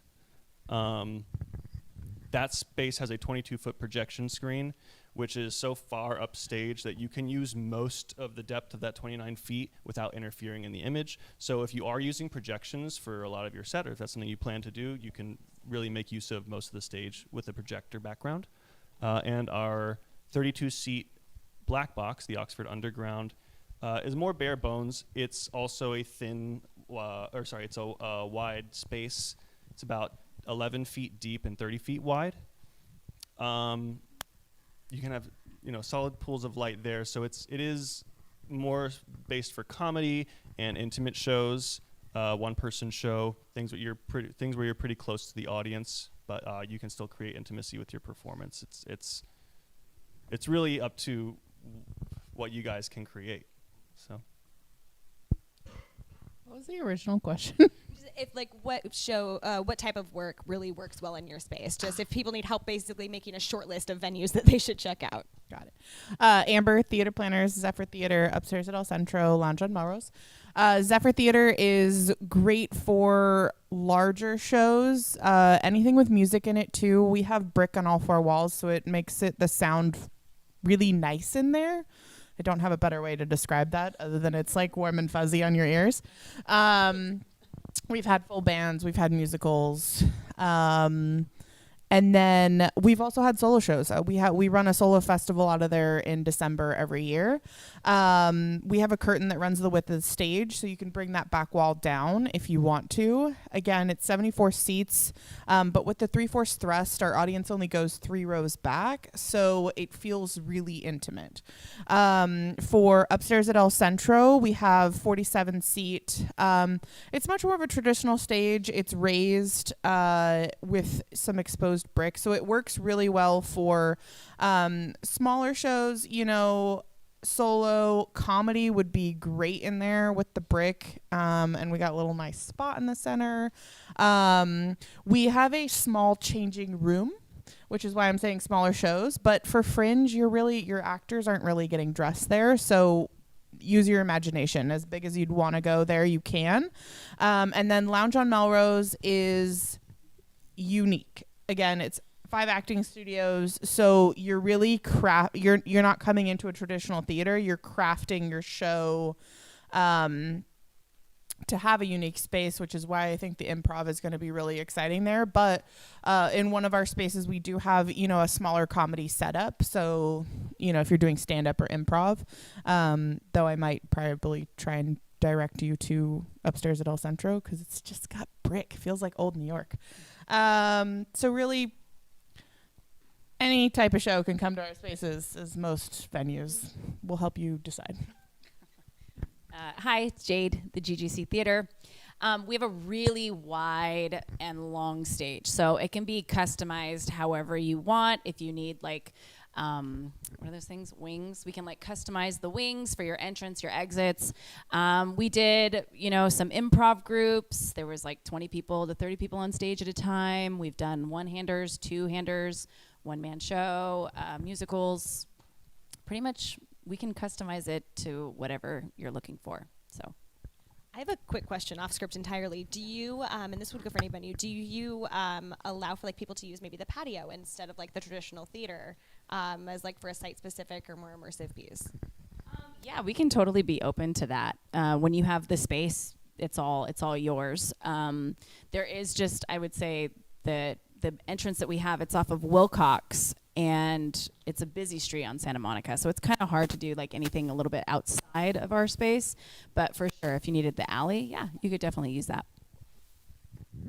Matt, LA LGBT Center. Big casts don't work well in our space. I'm going to go ahead and say that. We can do casts of up to 8 or so, but if you have a big musical, 10 or more people, I would say that we're probably not the space for you. That being said, solo shows work great. Two-handers work great. We had a couple years ago, the name of the show escapes me. This was 70 or 80 shows ago. But we had an ensemble cast that had a cast of, I think, 8 that was up for some awards that did really well in the space. So it's if the space is going to work, you'll know right away if the space is going to work for your show or not. Yeah. But again, if you have a large cast, you're welcome to come look at the space, but it might not be the space for you. We're really geared towards tech-heavy shows. Our entire grid right now is LED, including thank you very much. So I am a tech head, so I try and keep my spaces as absolutely up to date as possible. And there was a second part of that was talking, I'm sorry. Alternate spaces. We do have alternate spaces, but I don't think we're offering them for Fringe this year. It's something that we might explore in the future. If you've been to the opening ceremonies in the past, last year the opening ceremony was at the center in the courtyard. So it's a beautiful courtyard space, and I'm hoping that we can, if somebody on the way to take a tour of the theater says, "Oh my God, my show would be amazing in the courtyard," talk to me. Maybe it's something we can potentially work out. I don't want to rule it out entirely because I'm not the guy doing the actual booking. So under the bus, Zach goes. I think that's all of it. No, Yeah. that's great. And y'all, I'm so proud. We are like on schedule. I don't think that's ever happened. I know. I keep looking at it. I was like, did I just lose an hour? Did I go through a time zone I wasn't anticipating? Okay, so amazing. So really quickly, I'm just going to do one last speed round, and then y'all, we're going to move into questions. But I'm going to remind you that all of these venues, as well as multiple other venues, more still being added, are available on the website for you to both directly apply to once you have your project page up, and also directly contact. So hollywoodfringe.org/venues. All of these spaces are going to be up there with pictures, with information about ADA accessibility. There's going to be information about house size, live stream, all of the details, including a little button that says send email. And then you can get into direct contact with all of the venues here, as well as more that are on the site that just couldn't make it tonight. So really quickly, y'all, and I'm going to switch it up. You're going first, Victor. Just give us one word that describes Fringe for you. Oh. I know. They didn't send them this one ahead of time, y'all. I think that's a good one. That's a good one. All depends on the inflection. I had my chance and I blew it. I describe it as my Christmas every year because it really is. It's like being with my chosen family, for an entire Christmas. I don't even have a word. I would just say it's creative.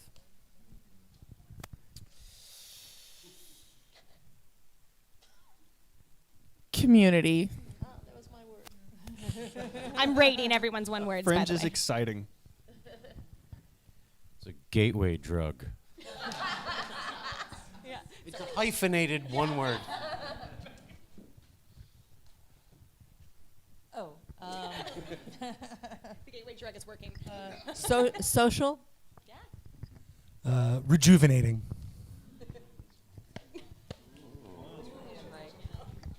Theater camp.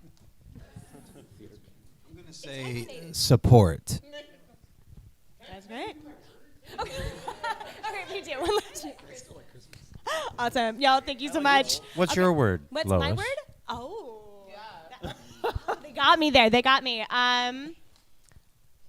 Yeah, I think community. Is that for me too? Like, I don't get to say. Did somebody else just say it? Okay. I wouldn't Okay. You can say paperwork.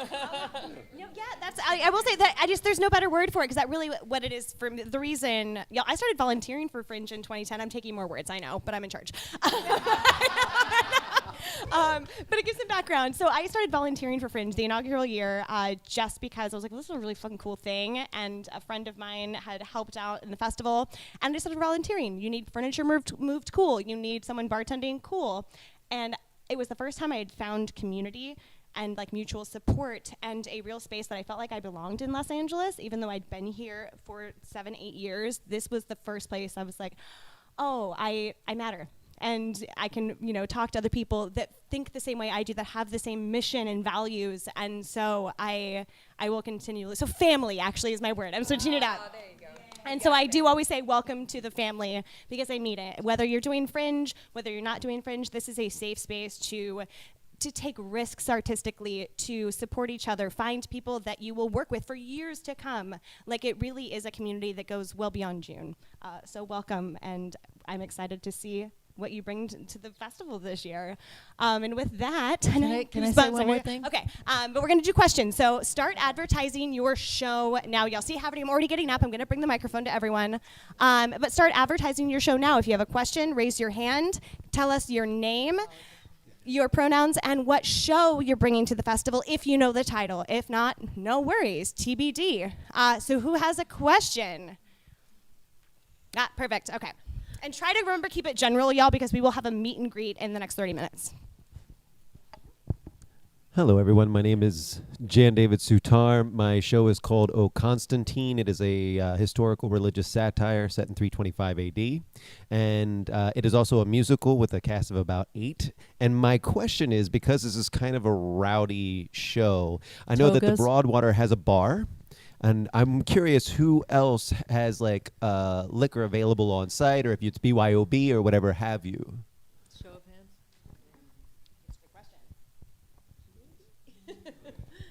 I don't know. Yeah. Yeah, so Thymele has a bar area.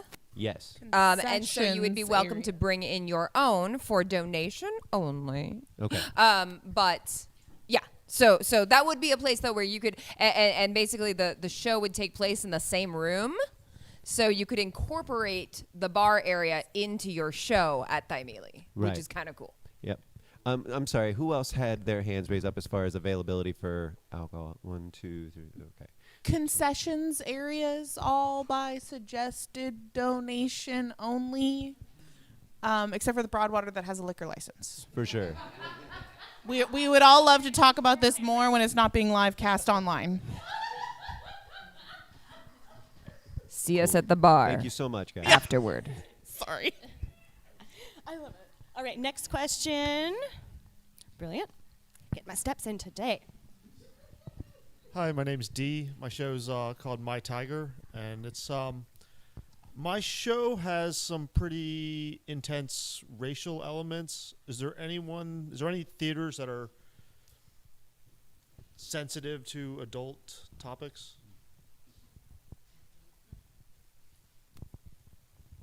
I mean, bring it on as long as it's Don't- within the code of conduct. I don't think we know how to answer that. I think it'd be, case by case basis. You probably would have to expand on what the show's about as long as it abides by the code of conduct. Don't Maybe- be a dick. Yeah. Maybe follow-up question. Are you worried about the content, or are you worried about like the safety given your show's material? I think that will maybe point us in a better direction. My show has neo-Nazis in it, and I had people walk out when I did it at a different time. So You might want to just make sure you are not in a venue that has any outside crosses. We've had that before where we were doing a show that had swords, that had like weapons, and we had to go out a door and run around the building, and we were like, please don't let anyone think that you're running after them with swords, right? So same thing, you probably don't want to be seen in specific costumes outside, but if you're inside, we probably don't have a problem with it, but ask individual venues. Yeah, and I think when it comes to content, because these are great questions, better to ask them now than when you are up during your dress rehearsal and going, oh no, this is not allowed at Fringe. Our rule is only that it cannot. You cannot have hate speech in your show. You cannot give any hate toward a protected group. That is our line.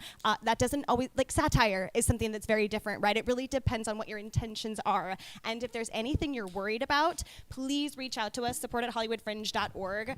Our goal is not to ban you, get you gone. It's to have a conversation. How can we, because more often than not, there's a line or two, or there's something that okay, it's good to know because this might get read into differently, and it helps us to make sure that there are the right flags, right? Because making sure that people have the information is also how we keep our audience safe. Making sure that they are prepared with trigger warnings, with the content warnings in place. A lot of times that is what's really important. Yeah, I would say warn your audiences if you are concerned about it, if you've had experience with issues with it in the past.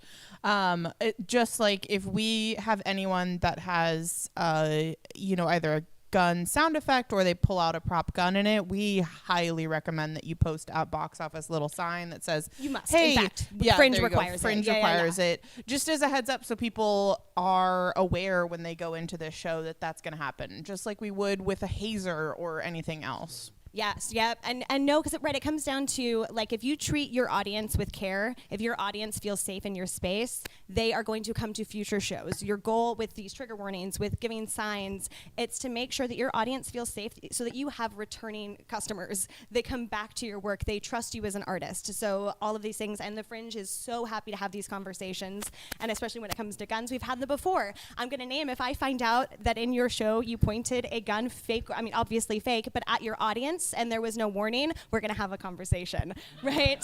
And I say things because they've happened. So if there's anything where you're like, ooh, maybe, reach out. We'll talk it out, and we'll make sure that you can go into the Fringe experience without fear about your show and how it's going to move forward. That's easily a conversation we can have. Okay. Up the steps. I should have stayed up there. I was just waiting till you went back down, so you have to run back up again. On the concept of safety. Oh, hi. Sorry, I'm Izzy. Thank you, Pay. Hey, you wanna? You just.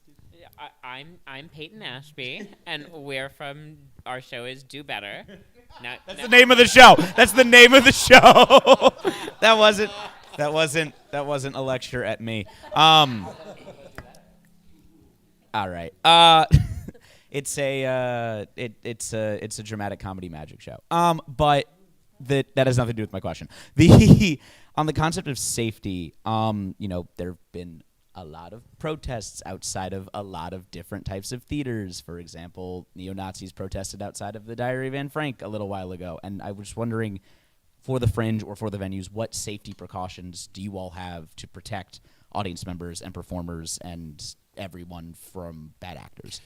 Well, I can say that the Hollywood district has a safety patrol that goes around. It's a non-emergency number if it's not a police escalated matter, and they are very engaged in all of the arts district things that are happening, especially during Fringe. So anything like that, numbers are posted, at least in the McCadden. I don't know if y'all have them posted as well. And they will come by and de-escalate as much as possible. I know for the McCadden, we don't have the staff to de-escalate. I could do it. I'm trained in it, but I'm probably running your show.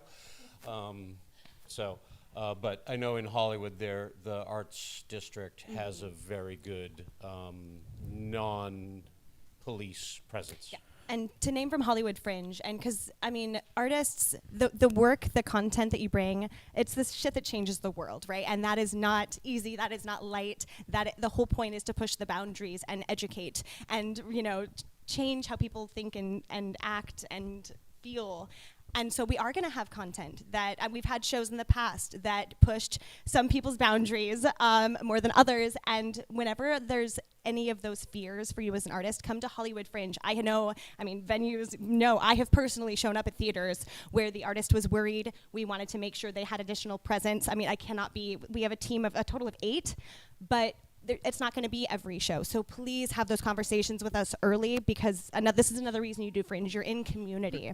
And I will say, it hasn't happened. We've had some scares because we live in a world where scary shit is happening. We've never had anything escalate to the point of harm or violence, but we certainly do have plans in place when necessary. And sometimes it means the staff showing up to make sure you feel supported on opening night, things like that.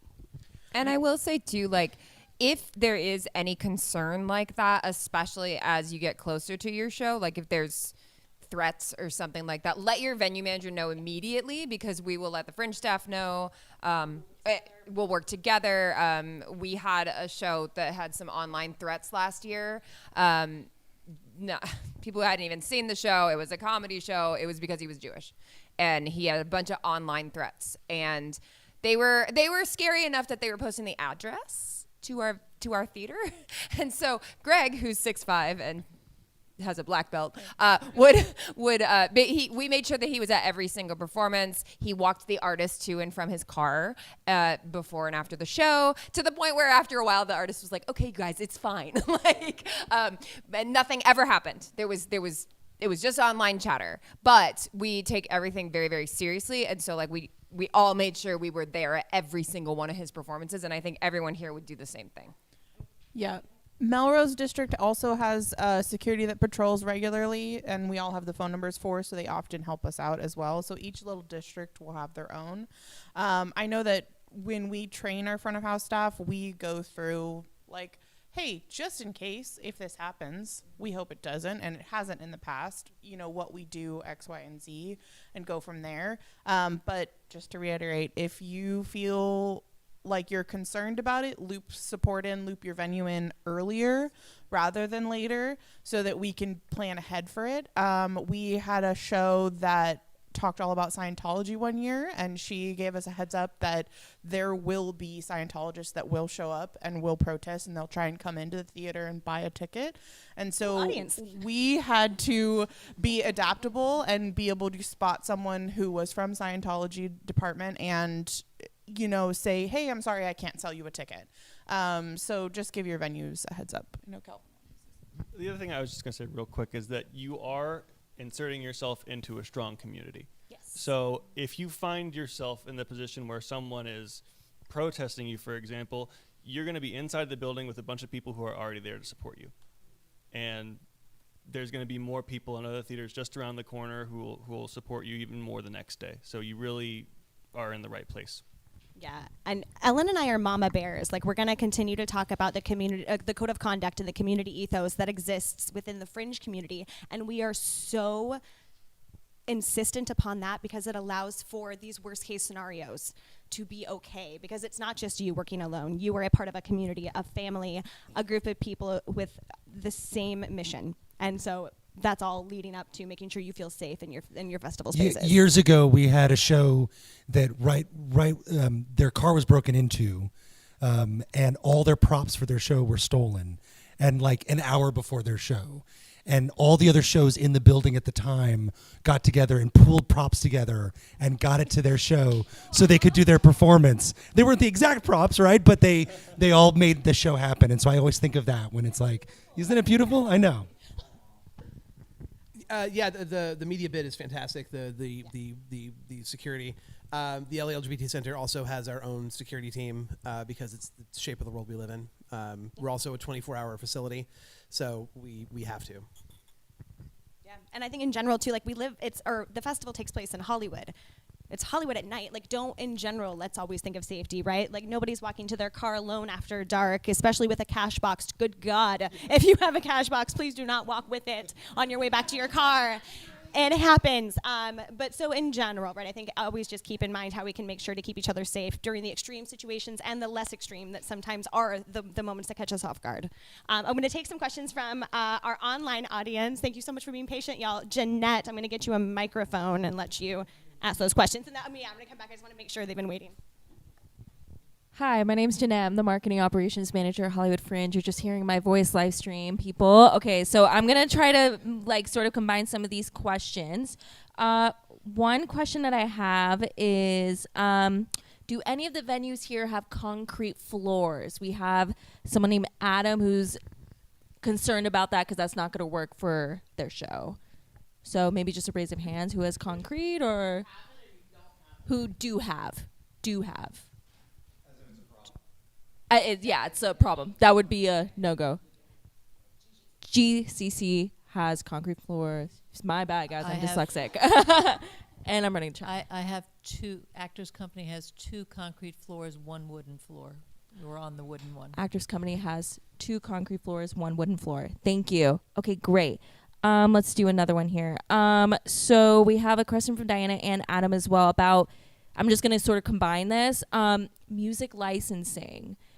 How does that work? Do you guys they're asking if anyone has a contract with any licensees or yeah. It's all up to you to do. Most don't, but Fringe is going to tell you it's up to you and you should get licenses. Most don't. Don't fuck with Disney. No. That's my only recommendation. Excuse the cursing. Yeah. Don't do anything Disney if you don't have it licensed. Yeah. As soon as you start publicizing your show, someone will find out I had a show at the McCadden, not part of Fringe. They were doing a one weekend just cabaret performance, wasn't even fully staged. They put it all out on social media. We got a letter, they got a letter, cease and desist, because they didn't get the rights. And we've gotten the same, Get and not the just rights. over music, over likeness. But let me throw also- something out real quick.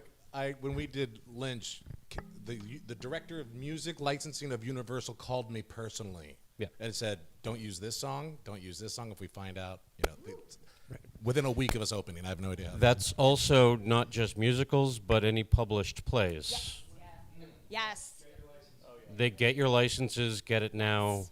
And understand, y'all, you are living in Los Angeles. You're producing theater in Los Angeles. It is not going to go unnoticed. The odds, and it's a beautiful thing, right? Who knows what casting director or, a famous director or whatever is going to pop into your theater, but that will bite you in the ass if you're skirting the rules. And so, there's also so many musicians that you can hire, people that can bring in their music and change your show by adding original music. So go that route whenever possible. And rule of thumb is, I'm kind of speaking for everyone, I don't think any of us have our own license for the buildings. So it is on you as the producers to get the licenses, especially for published plays. I've actually seen several applications come through already that has said, it's published, but I don't have the rights. And at least in the Stagecraft venues, if you do have a published piece, you are welcome to do it, but we also require you to show us the signed paid license. And actually the reason for that is because we had someone forge one of those one time. And it looked so real. And then Concord Theatricals. Giving everyone ideas. Yeah, don't do that, because Concord Theatricals comes after the venue. Yeah. So that will immediately get your show canceled. And think about the whole getting hurt there. It's the venue, the Fringe. How do you think we can continue to operate if, the Fringe is getting a bad name because artists are bringing in shows that are published without rights? And if you've never secured rights before, most of them are calculated by the number of seats and the number of performances. So that's going to, how much your rights are going to cost will depend on a bunch of different factors. But don't let this scare you either. No, many of us have secured rights on things that we've produced. So if you have questions, ask any of us, or ask Lois, or we'll help you. Right, and just as many as if it's not going to change the integrity of your show, sometimes it's just worth not letting that be a thing, because it's also, you're going to tour the show, or you're going to go on, and why give yourself that if it's not integral to your show? But with it, we hear good stories too, right? You are in Los Angeles, and so who knows what artist is going to be like, oh my God, hell yeah, I want to give my music to an emerging artist for their brand new show, that's supporting this topic, whatever. There are some beautiful stories that come with it too. I was going to say, while we're on the subject of permissions, if you're working with any equity actors too, please make sure to actually fill out the proper paperwork and get permissions from equity, because they will come after the venues. And if it's something that you tell us, oh, we're not working with equity actors, and it turns out we have too many seats for this kind of production, we could get in trouble. And it's honestly not that hard, and it's not that expensive to add an equity actor to your production. Yeah. So it's just like licensing. It's something you want to take care of early so it doesn't tank your show. Remember that whole staying on the venue's good side. Don't lie to the venues. Yeah. Well, and everyone here, right, you're not, some festivals, for anyone who's familiar with the Fringe model in general, there's Fringes all over the world, and we are, one of many, many with all slightly different models.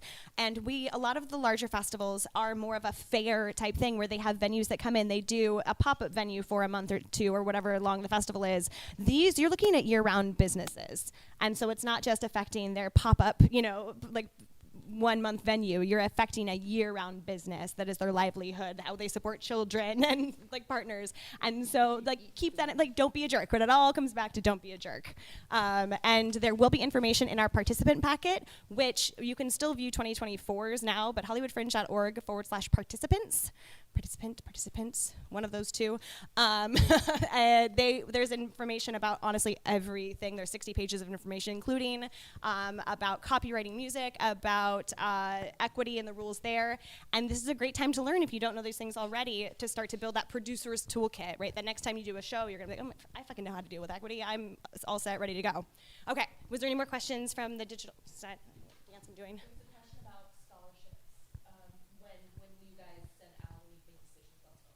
Oh, I can answer that really quickly. Yeah, so we did push our deadline for scholarships. It is now February 4th. I don't have it in the top of my head, but it's no less or no more than a month. So by the end of February, all scholarship recipients will be notified, and we also notify those who were not able to get an award that year. So by the end of February, you will know yay or nay on the scholarship front. And we'll put the exact date in a future email so that I can give you more information. There was a question over here. Yes? My name's Sarah K. Godot. Our show is called Termination Fee. It's a dark comedy about the American healthcare system. And my question really is about runtimes. If we're newbies, obviously we never want to play to an empty house. We don't want to overshoot our shot. Is it possible to do a smaller run and then extend if it's going really great? Or would you recommend booking big and hoping it works. Of course, you can always book. You mean number of shows, right? Yeah. So you can always book more shows at almost any venue if they have it available. So some venues fully book out, others don't, or we might be able to add a show. Maybe someone canceled for some godforsaken reason, and we can add it in there. But it just depends on the venue, and I wouldn't be too conservative, but I also wouldn't book like 8 shows. Most of us have packages of 3 to 5 because we know that that's kind of the sweet spot. So 5 is the average. Yeah, 5 is the average. But I think Amber had said earlier, like you don't want 7 or 8 or 9. And now, if it is a situation where you are selling out like crazy, I mean, I as the venue manager have actually approached shows before and have said, hey, I've got a couple extra spots. Do you guys want to just extend during the Fringe? That's not very, very common, but it does happen. But we really, you only want to do that if you are selling like crazy.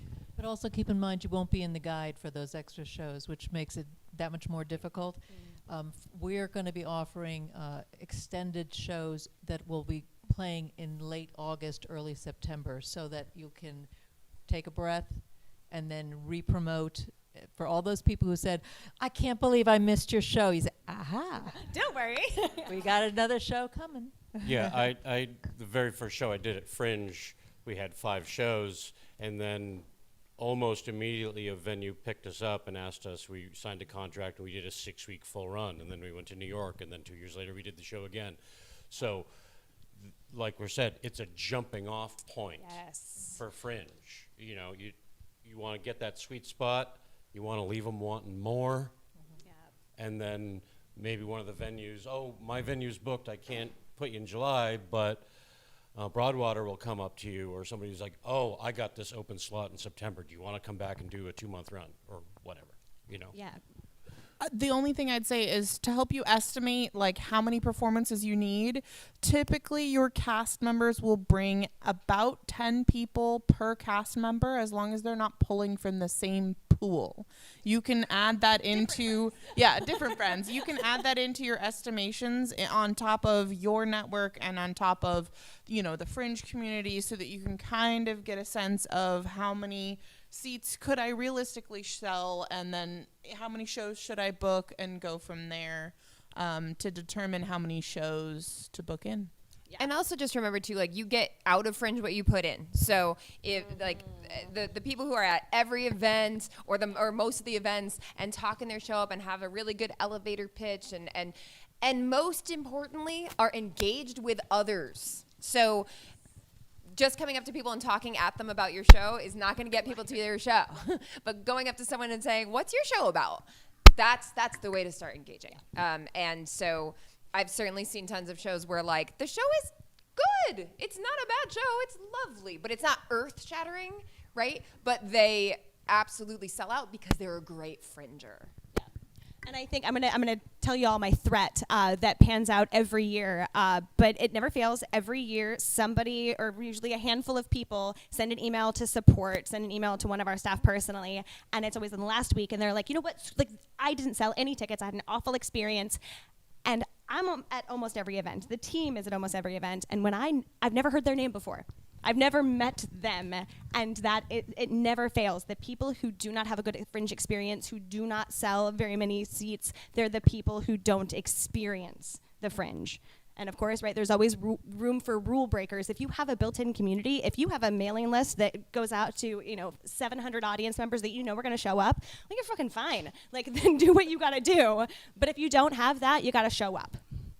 Get your cast to participate too. Get them to go to some of the events as well. You know, it helps. Make them. and see other shows. See lots of other shows. Because it's not just, right, you're producing your work, but you get to refill your artistic cup with cool ideas that are going to expand the next show you write. So dive in, enjoy it. It's rejuvenating. Yeah. There it is.